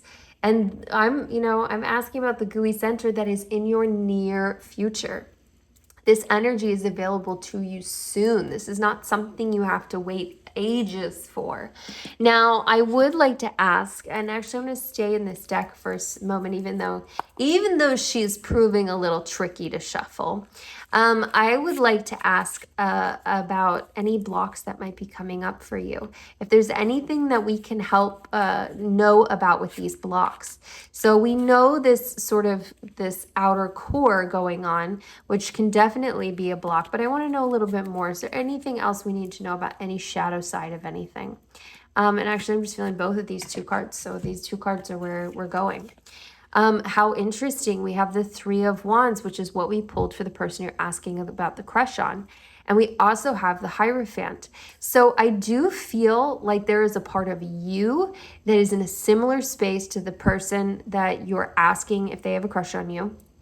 And that person who is, as we know, pretty unavailable at this moment, it's interesting that you're attracted to that you're sort of drawn to that. And that could be because you also are pretty unavailable. There's a part of you that has your back turned, and there's a part of you that is looking out and far away, looking to the past, looking to, far off people that are not in your immediate presence, looking to, to things that are, just not really very close. The kind of thing where when I kept referencing this card before, it's not the place where he's ready to step into something new. He wants to see you, he wants to look, he wants to observe, but he's not ready. This is not a position, he's not right next to something he can step into. This is very removed, it's very far away. And you also, I believe, are in a space that is pretty far away and pretty removed, which can make it hard for you to step into something. It can act as shadow for you, can act as a block for you. So you can, let yourself roll down that hill and see where that lands you, just asking questions about it. What does that look like? How do I start stepping back in? How do I get more present? How do I really see the person that is in front of me? How do I feel like I'm alive in this life, in this body right now? Then we also have the Hierophant. So this is very interesting to come up as a block. And what I feel about this is that there is, if you are, so this card gets into, this can get into religiosity, this can get into social norms, this can get into guru style, teaching and, wanting of information. And what I feel here is that there might be a part of you that is chasing after like teachings and information in a way that is, and I'm not talking about this reading.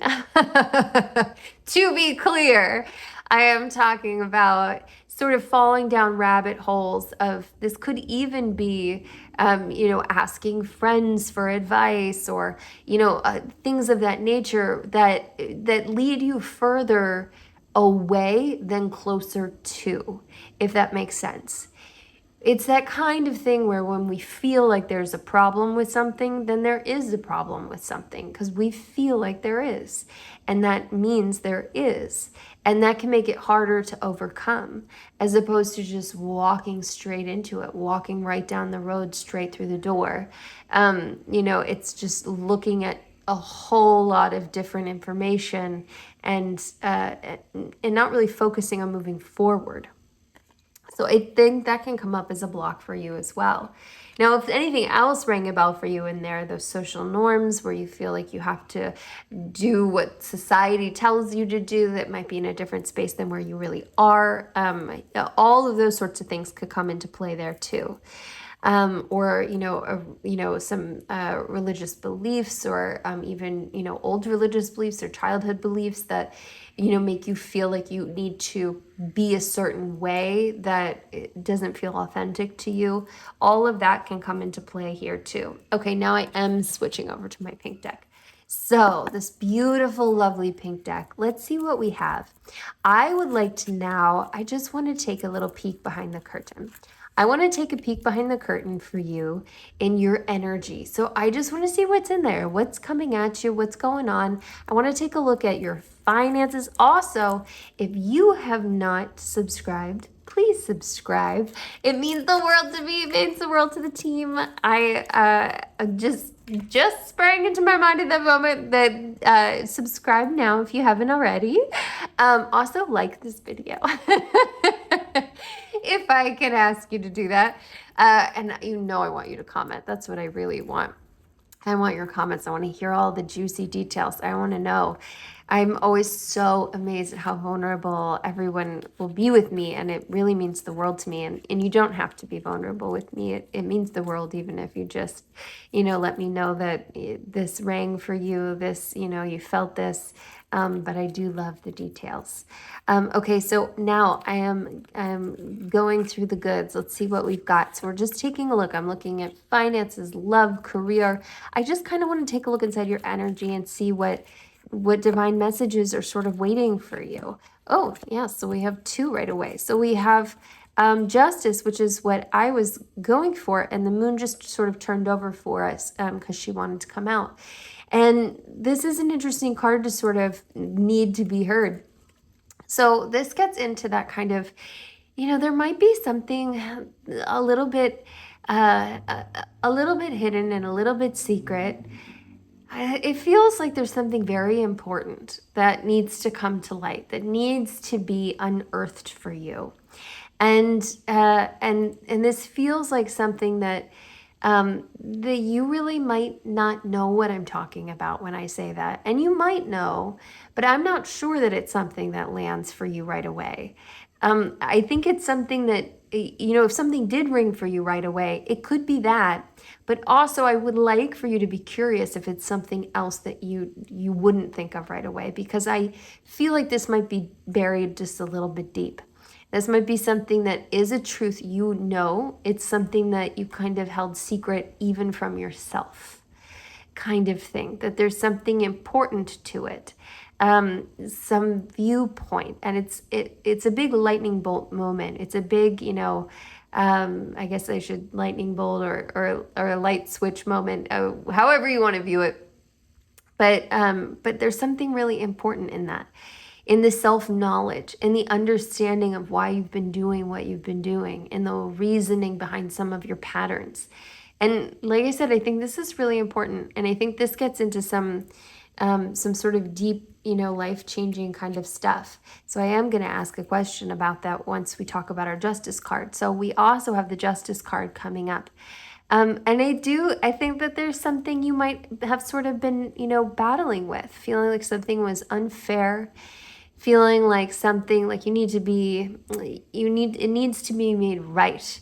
And you just can't get over the imbalance of it, that it puts you so off balance and makes you feel like maybe even powerless in certain ways. And this card is coming in to say, hey, it's going to be fine. They're going to get theirs. Whatever needs to happen is going to happen. Everything is, working out in your favor. Now, before I continue on our line of thought with where I was just keeping it really broad and open, now I really do want to direct my attention and direct your attention to the moon, what that's coming up as. What is that thing? What do we need to be directed to? Is there any little piece of information or tip or hint from the universe that can help us unearth this? And we have the Five of Wands. So this is something you've been battling with for a long time. This is something that you've been, and it feels kind of like a general state of chaos and a general state of battle that you might even be used to. So it might not even be something that you're like, oh, that's really a problem for me. That's really a problem in my life. That's really causing a lot of extra negative vibrations for me. Or it's kind of like, if you had this sort of intense white noise all the time, you eventually wouldn't really even notice it because it's just there all the time. But when you did actually turn it off, you would start to be able to hear all sorts of other things that you couldn't hear before. And suddenly you're getting messages that you didn't know you weren't getting before. And you realize that there's this other piece that is available to you. There is a quiet on the other side. There is something that's sort of been really just constant for you for a long, long time. And this might be something that's been constant for you for your whole life. This could get into the way that your thoughts run. This could get into the way that if you have something in particular that's, sort of just it's just been in there. Like I said, it's tricky to pull out because I think it's a little bit deep for you. And I do think that your alert system might not go off when I talked about the moon card, because I'm not sure that you view it as a problem really, or as something that you have to handle, because it's just been there forever. It's just what you handle. It's just what you do. But that should be handled. That this card is coming up because there is something to do about that. There is an opportunity here to turn the noise off and let yourself hear what you haven't been hearing, and just open yourself up to letting yourself have this new peace, kind of life-changing stuff. Okay, yeah, let's continue. So I'm still in this same reading where I'm really keeping it open. I'm keeping the doors open and asking about everything for you, all of the juicy goods. Let's see what else we have coming through for you. They both want to come. We've been getting that a couple times. Let's see what we've got. Oh my, I love this. This is so nice. Okay, so first of all, we have the Five of Pentacles reversed, and we have the Knight of Cups. I pull from separate decks, so there is always the possibility of getting duplicate cards, which I love, because it gives us some solid answers. It gives us some added clarity. It can reinstate a message. It can also provide synchronicities. What this tells me, what we were pulling before, and, I was asking, we had this, we're talking about love for you very specifically. We had this hard outer shell in the gooey center. And as part of our hard outer shell, we had the Five of Pentacles, which is this card upright.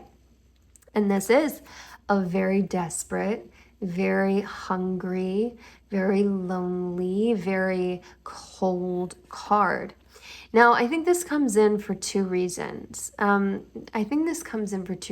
first reason I think this comes in is just for pure reassurance. This is not going to last. This is not going to be forever. You don't have to learn how to survive in this, in this tundra, in this environment. This is not your new living space forever. Don't get used to this. Don't resign yourself to this. Don't make yourself at home here. Don't pitch a tent. This is not where you live the rest of your life. This is, a place that you are walking through to get to another destination. Period. Okay, and then the other thing that's really coming through for this is also to not make an enemy of the feeling of the hunger, of the desperation, of the want, to want to feel touched, to want to feel beautiful, to want to be with your person, to want to feel safe and comfortable and nourished and loved.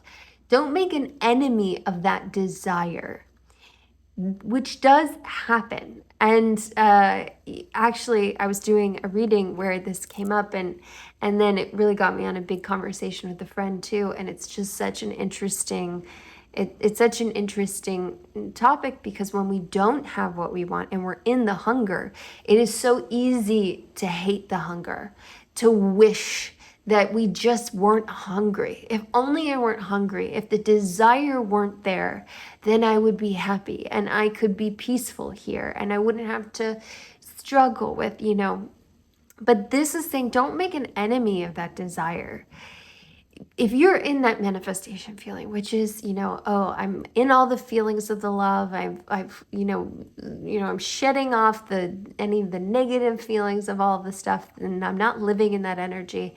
I'm working on living in a different energy that's at a higher vibration. You can still be hungry and be positive.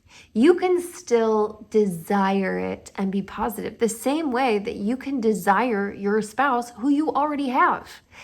You can desire your person and crave them and want them and be hungry for them when they're sleeping right next to you, which is a beautiful thing. That would be a wonderful thing. You fan the flames of your desire. It is leading you onward toward what you want. And let yourself be joyful in that desire. It is helping you to have a happier life while you have the things that you want, to keep wanting more of it, so that you have something to move with, something to keep your life spicy and their life spicy, and keep both of your desires hot and wonderful. And also, this is a wonderful time to remember that your person desires you as well. They are hungry for you too. They are craving you too. Doesn't mean that they're tortured by their hunger, but you don't have to be tortured by your hunger either. You don't have to be tortured by it either. Okay, now we also have the Knight of Cups. And I love this coming in, because our Knight of Cups is just coming in with heart open. You have an incredibly emotional, available person walking in soon. Heart open, ready to give, ready to receive.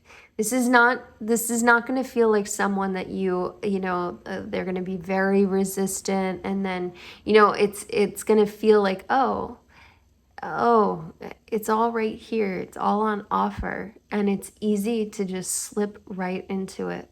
How wonderful. And it's a person you want to slip right into. It's a beautiful thing. Oh my goodness. Yes, yes, yes, yes, yes, yes. Okay, I want to pull Moonology Oracle card for you as well, just to see where we're at, get a little divine wisdom. A personal issue reaches resolution. Full moon in Cancer. I love that. Something is reaching a resolution for you. Yay. Now, I would like to pull, I spilled some cards as I was picking them up, and I feel like these are the cards. I was going to pull a couple extra cards for you, and then to just lock some things in for us. I just want anything else we need to know, just lock some things in for us. So let's see what we've got. Oh boy. Oh boy. Oh my goodness. We have 3 reverse cards, and we have 1 upright card. Now, this is what I would love. This is, first of all, what I love the most, of course, is our 10 of Cups here on top, our 1 upright card, because this was coming up as, we're going to get through the hardcore and your gooey center. These are the synchronicities I love. This is the solidification I love. It is coming for you.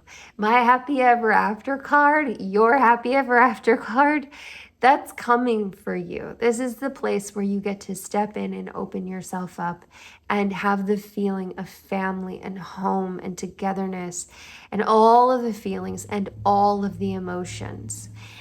It is beautiful. I'm going to pop that right on top of our other 10 of Cups. Now, let's take a look at our 3 reverse cards.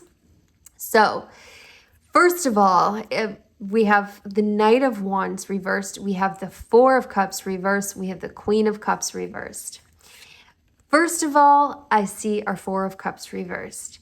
And this to me says, don't go after the thing that is not available to you. Which seems like such obvious advice, doesn't it? And I'll explain myself. We have the 4 of Cups, which is a very unavailable card. And it is something on offer, and that person is saying, no thanks, I'm good, don't need that right now. I'm closed to this. And this card coming in like this feels like it is saying, hey, there are things that are not available to you. There are things that are just not open. They're not open for business right now. They've shut down for repairs. And don't keep banging on the door of the business that has shut down for repairs. You wouldn't do that in real life. You wouldn't do that at the dry cleaners. Why would you do that with someone?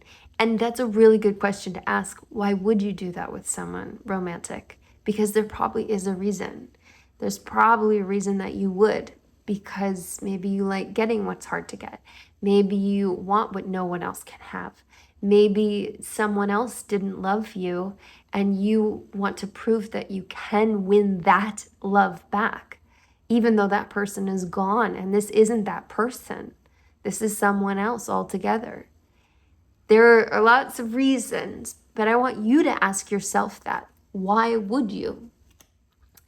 The next thing I notice is our Queen of Cups reversed. And this tells me, don't stop listening to your intuition. You have a deep inner knowing. You do have this divine feminine energy. You do have this ferocity. You do have this Queen of Wands energy and this Queen of Pentacles energy that is so capable. And our Queen of Wands is, our Queen of Cups is just capable in a totally different way. It is soft. It is deep. It is penetrating. It is intuitive. It is knowing. It is emotional. Don't put that part of yourself out to pasture, and don't put that part of yourself on, the dimmer switch.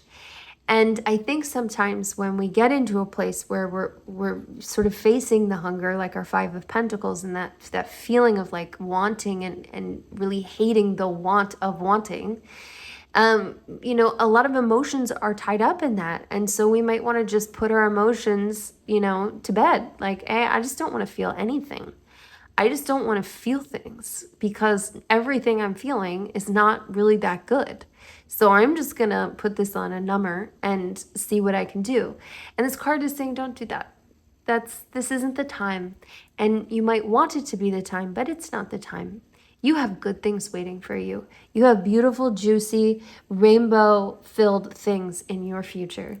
You have gooey, center of the cookie, warm from the oven things in your future.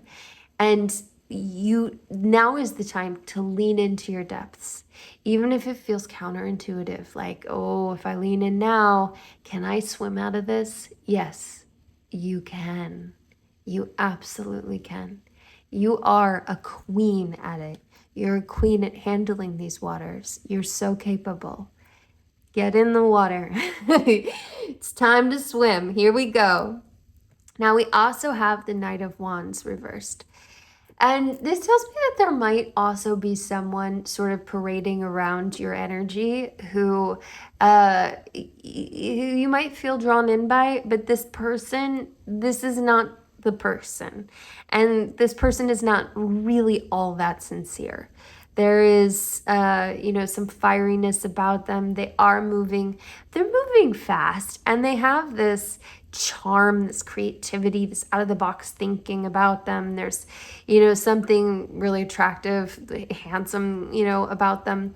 But you also have, this is really just saying, be careful of that, because that energy actually is it's not what it seems. It's just showing up as something that is different than what it actually is. So that is something to look out for. Oh my goodness.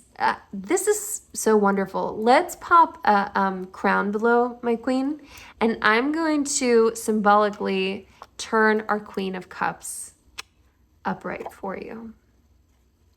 And that is where I'm going to leave it.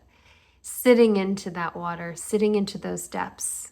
Pop your crown below. Sit on your throne. I want to hear about this so much. Please let me know. Come back to this page and give me some follow-up as well. I would love that. My goodness. I am sending you so much love and so much light. I can't wait to see your precious self again so soon. And until I do, mwah, Mia.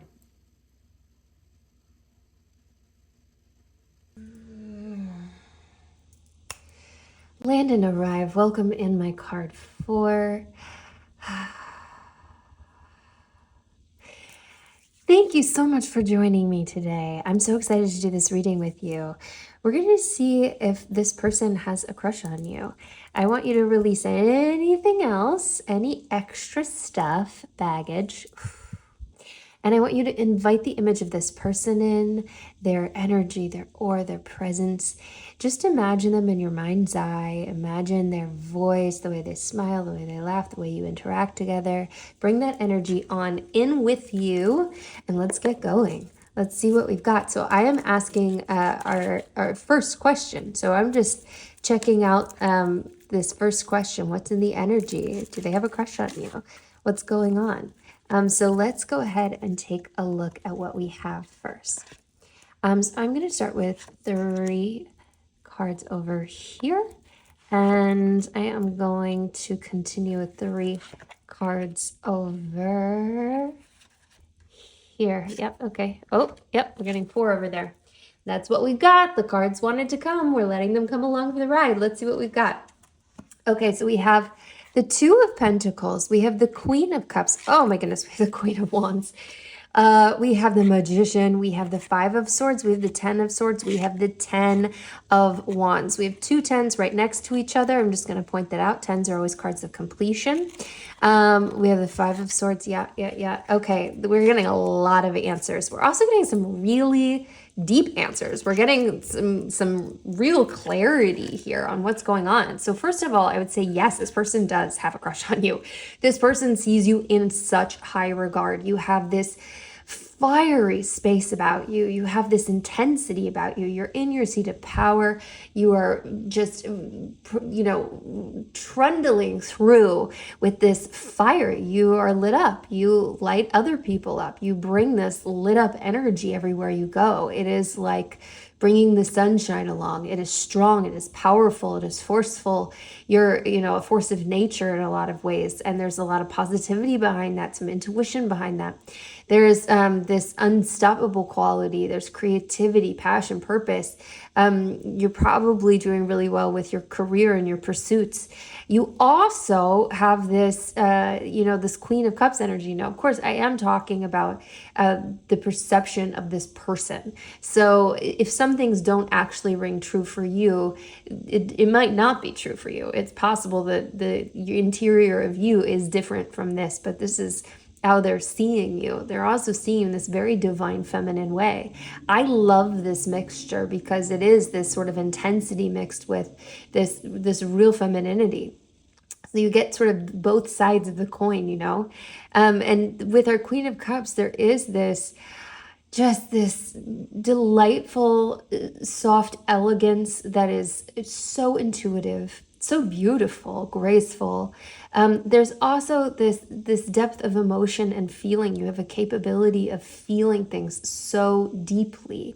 And again, I say that as a perception from them, that they feel like you can feel things really deeply, that if you're in love, you're completely in. If you're feeling something, you're completely feeling something. They can see in your eyes that you're reading more than what's going on, that you're reading other things in the energy that's around you. You're smart. You're emotionally smart. Now, it does seem like this person is juggling something right now. So I do think that there is something that is sort of having a little bit of a back and forth, where in the Pentacles, this could be, another person. This could be somebody else they're interested in. It could be career things, that they have a really big sort of life mission that they're trying to figure out, and so they're sort of battling between 2 things. So I feel like them totally leaning into their crush it's possible that they're not yet, that they're not fully leaning in. They're still really figuring things out. They're parsing things out. They're figuring out which side of the scale, the weighing scales, they want to tip to. And maybe they don't have to lean one way or the other. Maybe they can have both, but they don't feel like they can have both. They're sort of trying to figure it out right now. Now we also have all of these glorious answers coming through. So here are the most interesting things that, first of all, I do that, there is this juggling act going on, but I also do feel like there is stuff that you don't know about. They are on, and this you might know about, that they are really on a mission with something. And this could be a work thing. This could be a passion thing, a purpose thing. Maybe they're really trying to solidify something for themselves in their life, to have more purpose, to have more drive, to really move them forward. And they've been on this path. This isn't the beginning of this path.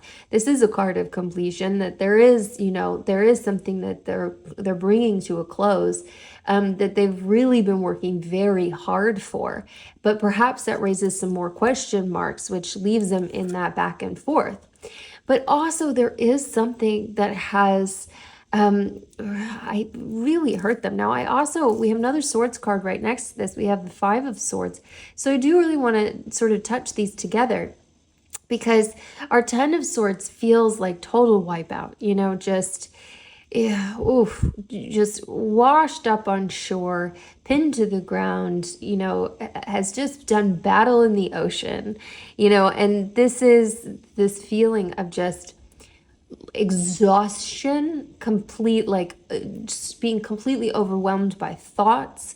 Our swords do often get into thought space and mental space, and this is sharp. It's cutting, it's hurting, and it is a kind of immovable space.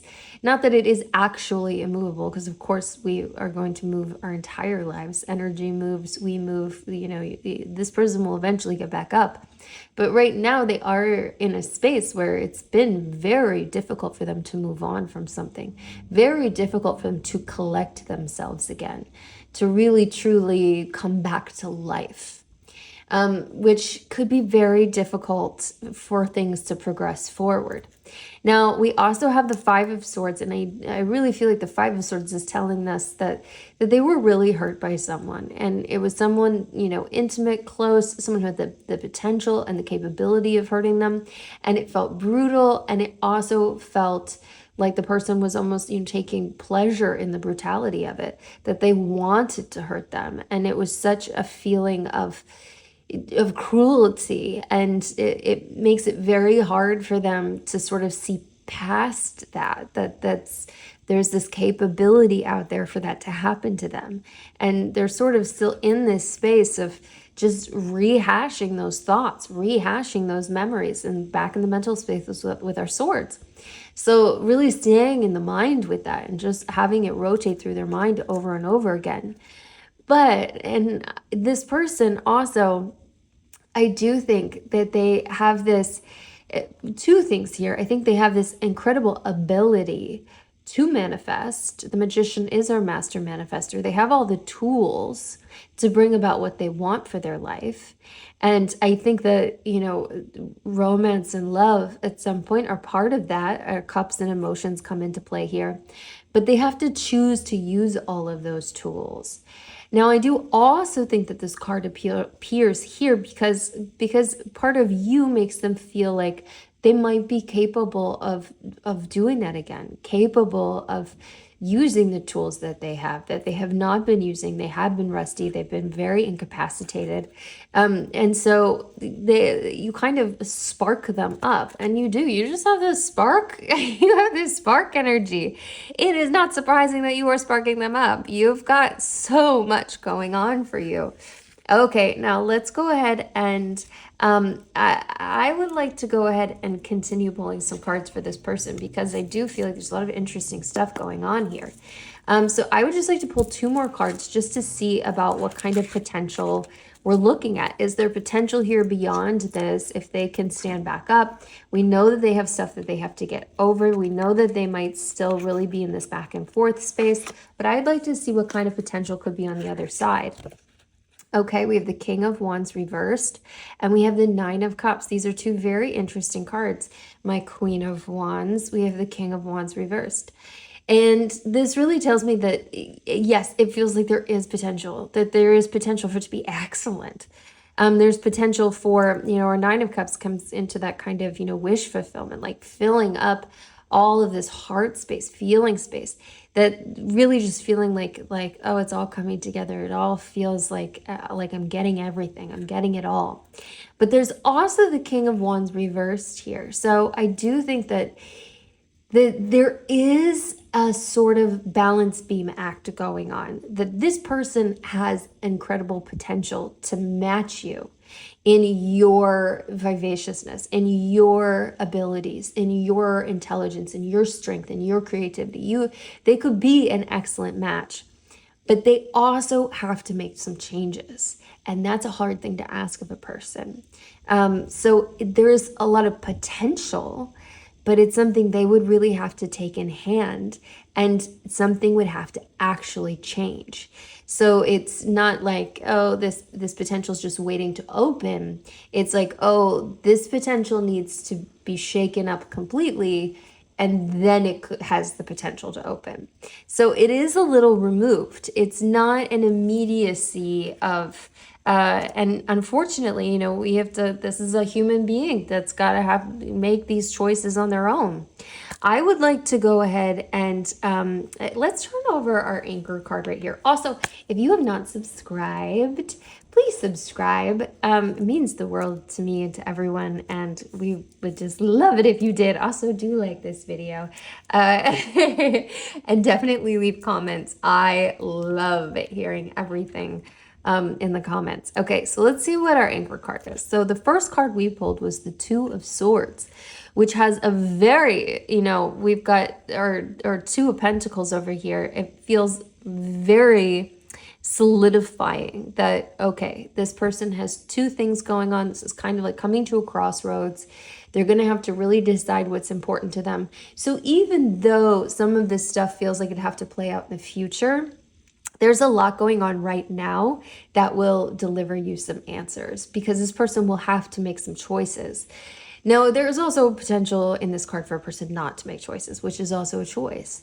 And, that leaves a very sticky situation, in my opinion, because it's very difficult to be with someone who's not really willing to choose. But also, you do not deserve to be with a person who is not willing to choose. That's not your destiny. That's not the deep desires of your heart are probably not for that. And those are your guiding posts of where you should be, what you should be doing. That would be unfortunate feeling, but also just mean, oh, that's not for me. That tells me that I need to keep opening doors. I need to keep walking forward, because this just isn't it. But this person is in a place where they are trying to make a decision, trying to figure out, trying to juggle, trying to get there. So I do feel like that could really potentially garner you some answers very soon. So what I would like to do now is I'm going to take a look in your energy. I want to take a look at you with regards to love in the near future. So this could have to do with this person. This could have to do with somebody else. If there are other energies coming in, if there's something else we need to know about or we need to be looking at, I want to just take a look at what's going on. So I just want to take a look at you and love in your near future. What do we need to look at? Hi, Knight of Pentacles. Okay, let's see what else we have. Okay, yeah, and we have the Eight of Cups and something around here. We have the Nine of Swords. Okay, and we have the Page of Cups. Okay, so I am seeing right now, as we're looking at you with regards to romance, that first of all, you're definitely going to have somebody dropping in who's really interested in romantic pursuits, who is an incredible quality person. And this energy, I'm asking about the near future. So this energy is really available very soon. They might already be in your life. They might already be somebody that this person is very consistent. They're not very flashy, but they do hold a lot of value. They're probably very good with money, very good with handling things of the world. They probably have a very grounded, masculine energy that, feels safe, feels comfortable, feels, like if you were with them, you would feel taken care of. This person's very reliable. They show up, but they don't show up with a lot of fanfare, even though they would be worthy of it. There's just, there's a sort of humble quality to this person, although they really do outperform and perform at an excellent level. Now we have the Eight of Cups reversed. So I do think that you are having a really hard time moving away from something. So something that held a lot of space, heart space, or cups get into that emotional feeling, heart space. Something that had a lot for you. Something that was very impactful on your life. And it feels like whatever steps you had started to take to move away from this thing, you have sort of stopped your progress in moving away from it. And perhaps that person came back around, maybe they dropped in a few things, or maybe it just got too much and you just couldn't handle those emotions and feelings anymore, so you just had to put it on pause. Whatever the reason is, that energy it's holding you up. It's acting, as a dam, in the emotional rivers. It is stopping the forward movement. So just as much as, this person needs to figure out their stuff, you also really aren't fully open to it either. This energy, and of course, use your divine intuition. If something doesn't hit you right, you just let it slide. But I do encourage you that even if it doesn't hit right at first, or if, defensive feelings come up, just to look at it with curiosity. Is that possible? Did I stop letting go of that? Is that really still there for me? Is that, I feel like I'm over it. Or, or like, oh yeah, I'm not ready to handle that. I'm not ready to look at that yet. Or I am ready for something else. Just look at it with curiosity. Is it possible? And how would that show up? And if you spent a little time ruminating on it, what would you discover? And you might discover that it's gone. But there's a possibility that there's some jammed up energy here as pertains to love and emotions and feelings. So this is something you would have to open in order to really truly be open to the big good anyway. So this person walking in, you might not be fully open to them as they're coming in. And this person seems amazing. I mean, this person feels very attractive, very masculine, very protective and taken care of, and very just yummy in that way, that there's something you can kind of take a breath with, and relax into, and feel like also this really strong, grounded, masculine presence by your side. But you might not even notice them because you might, be just stopped up a little bit. Or you might notice them and you might, just kind of do some things that you wouldn't do if you were fully open at full capacity. You might sabotage yourself. You might do that thing where, oh no, he would never like me. No, I have this wrong with me. I'm not even going to try to pursue it. Let's go ahead and take a look at these two other cards. So we also have the Nine of Swords. Once again, swords, intelligence space, thought space, mind space. This is that like stay up at night worrying about something, feeling. And I do think that we're really linking back to what it is that you've sort of stopped letting go of. Now, the interesting thing is that as it links up, I don't think that it necessarily links up in a way that you in a way that you even maybe fully understand. I feel like this might be creating some havoc in your life in a way that you haven't really recognized yet. Like this is stopped up, and this, there's all this sort of turbulence rolling around it because it's stopped up, but you kind of have ignored it. And then other things have started coming up for you. So you might be worrying about something.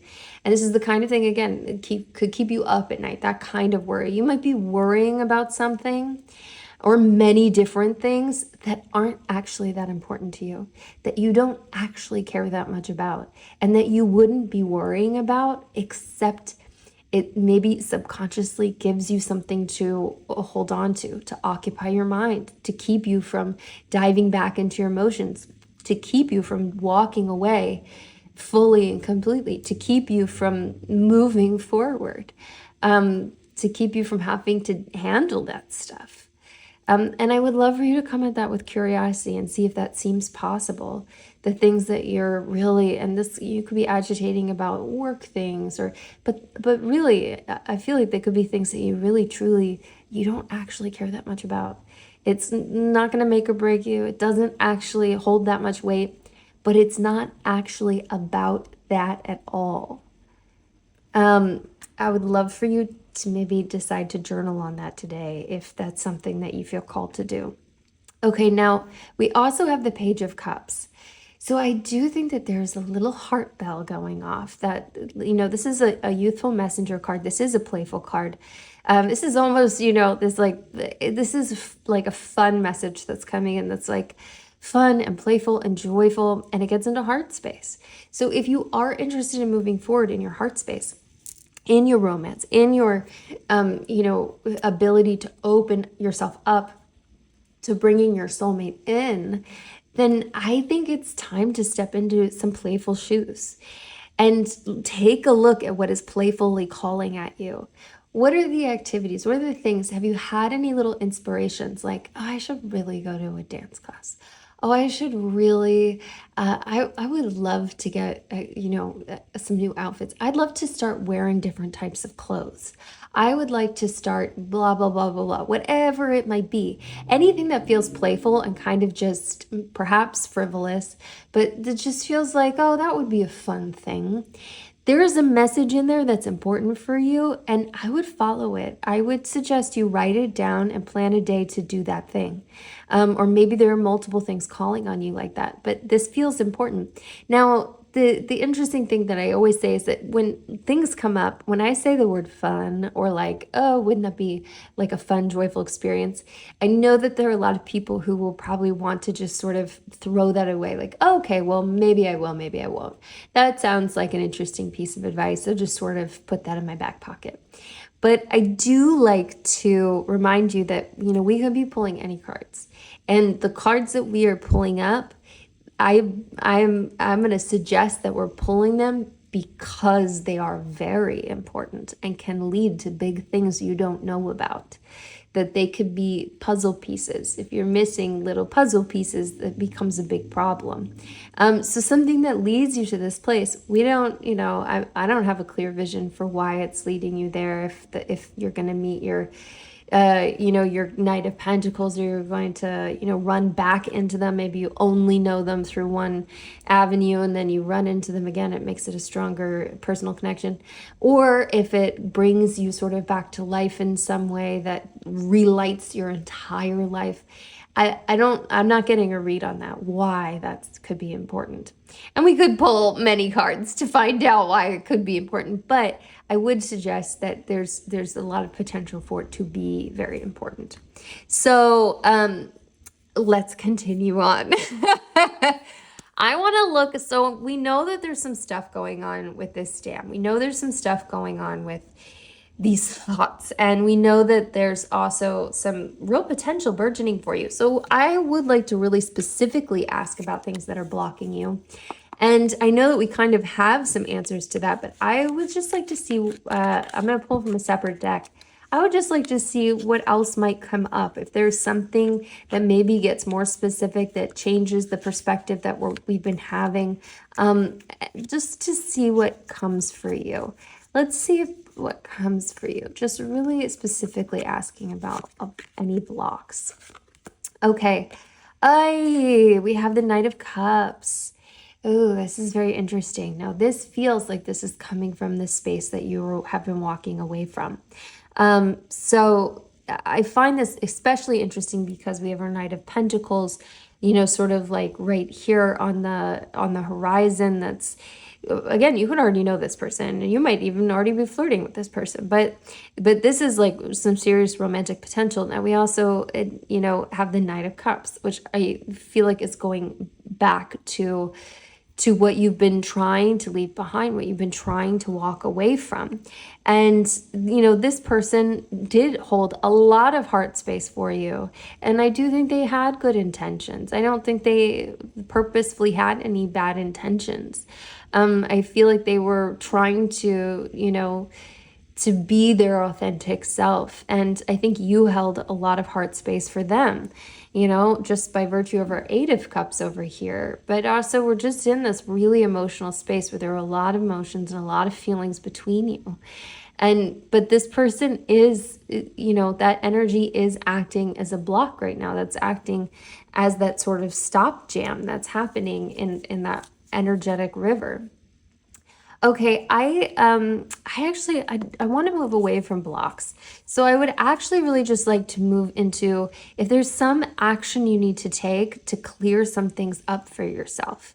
So I would just like to see if there's any action that you need to take to clear some things up for yourself. Is there any action that you need to take? And I'm feeling it back in here to clear some things up for yourself. Let's see what we've got. Oh, I'm about to make a mess. Oh, didn't do it. Oh boy, we have the Temperance card. The Temperance card always, it makes me laugh a little bit when we pull it when we're asking a question like this, because it just feels like the universe being like the like the parent that's like a good disciplinarian. Like you know what to do. Okay, and here we are. You know what to do. It's time to find some balance with some things.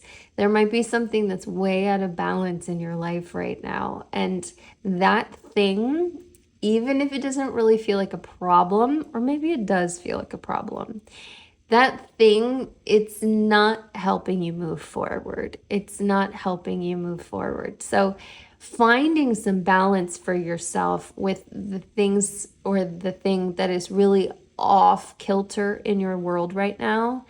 And this could be spending too much money. This could be, eating things you don't want to be eating. This could be feeling out of control in some aspect of your life. Your emotions could feel out of control, or your thoughts could feel out of control, but action should be taken on that because I am asking about action.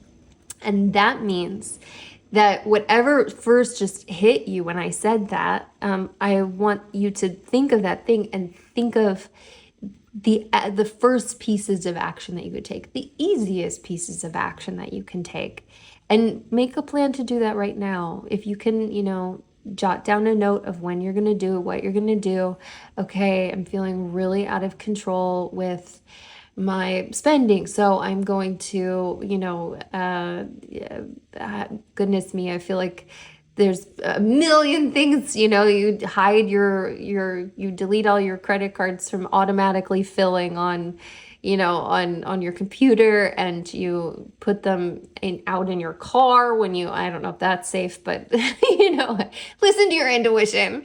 Find a couple of solutions that are just like, okay, these are just little simple things that I'm going to do to start taking this action.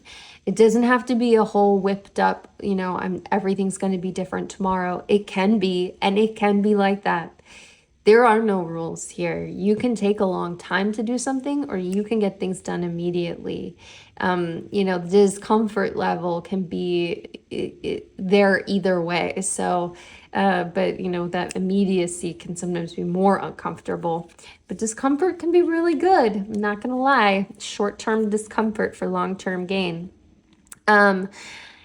I'm happy to get some action-oriented tasks. Let's find out if there's anything else that you need to take action on. So just anything else that's really important. And I'm feeling called to ask this question I feel like there might be something else that's important to do.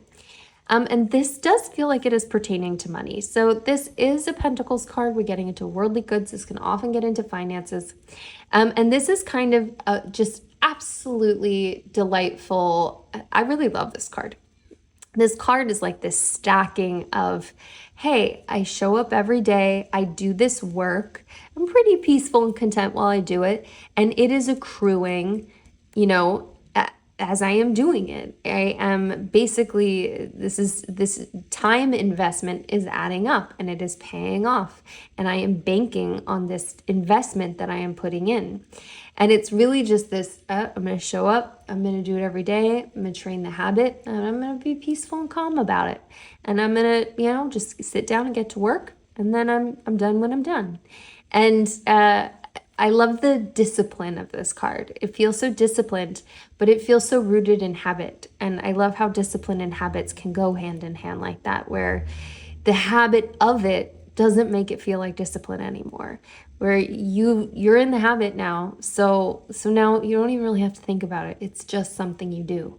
You just show up and do it because that's what you always do. And that's who you are. And when you're first getting into that, it feels more like discipline, but then it's not such a big deal. So So as we're asking about taking action, that itself is action. But I would like you to sort of think of a little bit of a game plan for that as well.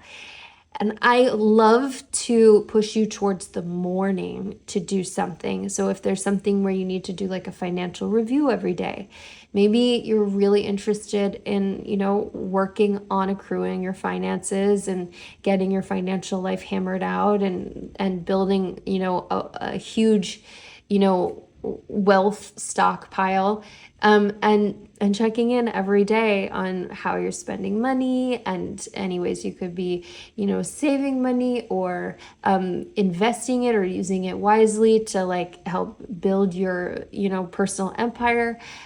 Whatever that is, that's a good use of time, and it could be a good daily habit. But if there's something you can think of that automatically sort of turns your turns your mind towards something, I want you to set that down as something to do. Okay, now I would like to quickly run back to our pink deck because I would just like a little bit of advice for you for love, specifically for feeling spicy in your life, for feeling like everything is opening to you. People are walking in. Everything feels so magnetic. You feel heads turned towards you everywhere you go. You feel like every person has absolute incredible potential, but you know that there is one person that is really rocketing towards you and holds a real weight in your life. I want to see what we need to know for you, if there's any divine guidance that we can get for you surrounding love, surrounding this, this incredible magnetism and power and ability to call things in. Oh, I love this. This is great. Oh, I love this. Hey, we have the Knight of Wands, we have the Four of Wands, and we have the Four of Swords. Two fours right next to each other. I'm pointing that out, just like we had our two tens right next to each other. Fours can be very grounding, and our Four of Wands is sometimes called the 11-11 cards, the 11-11, and our swords get back into that thought space, mental space. But remember our wands, and remember my Queen of Wands, this fire energy.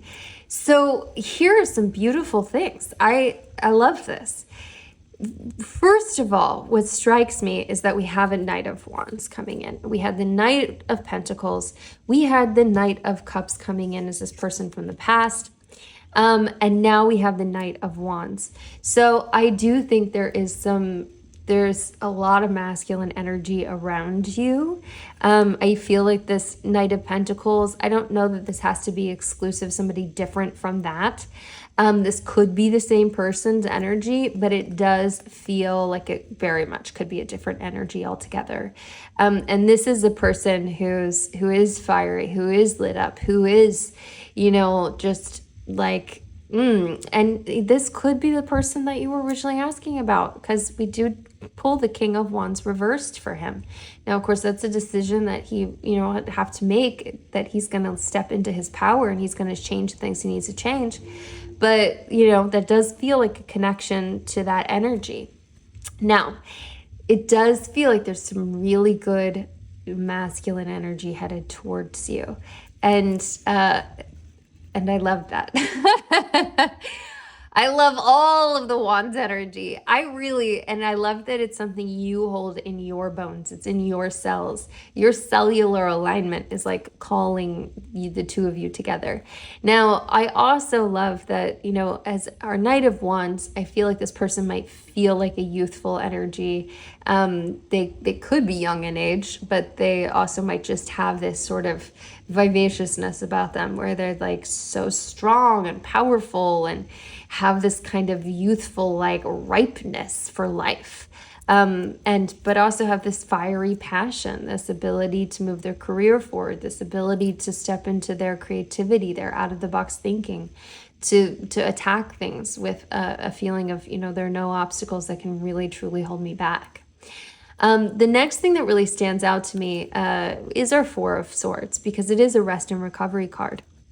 that you can give yourself as much time to rest and recover as you need to. You can be peaceful in that. And that does not mean you're going to miss out on what is for you.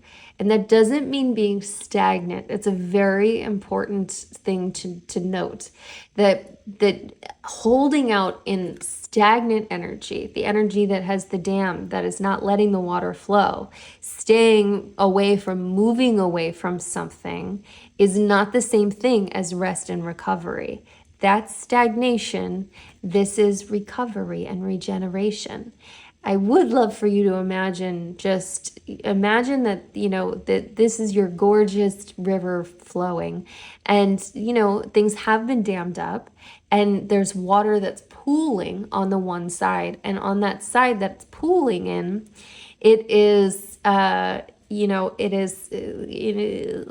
sort of decaying. There's, stuff that's just turning murky and muddy and there are flies around it, that kind of thing.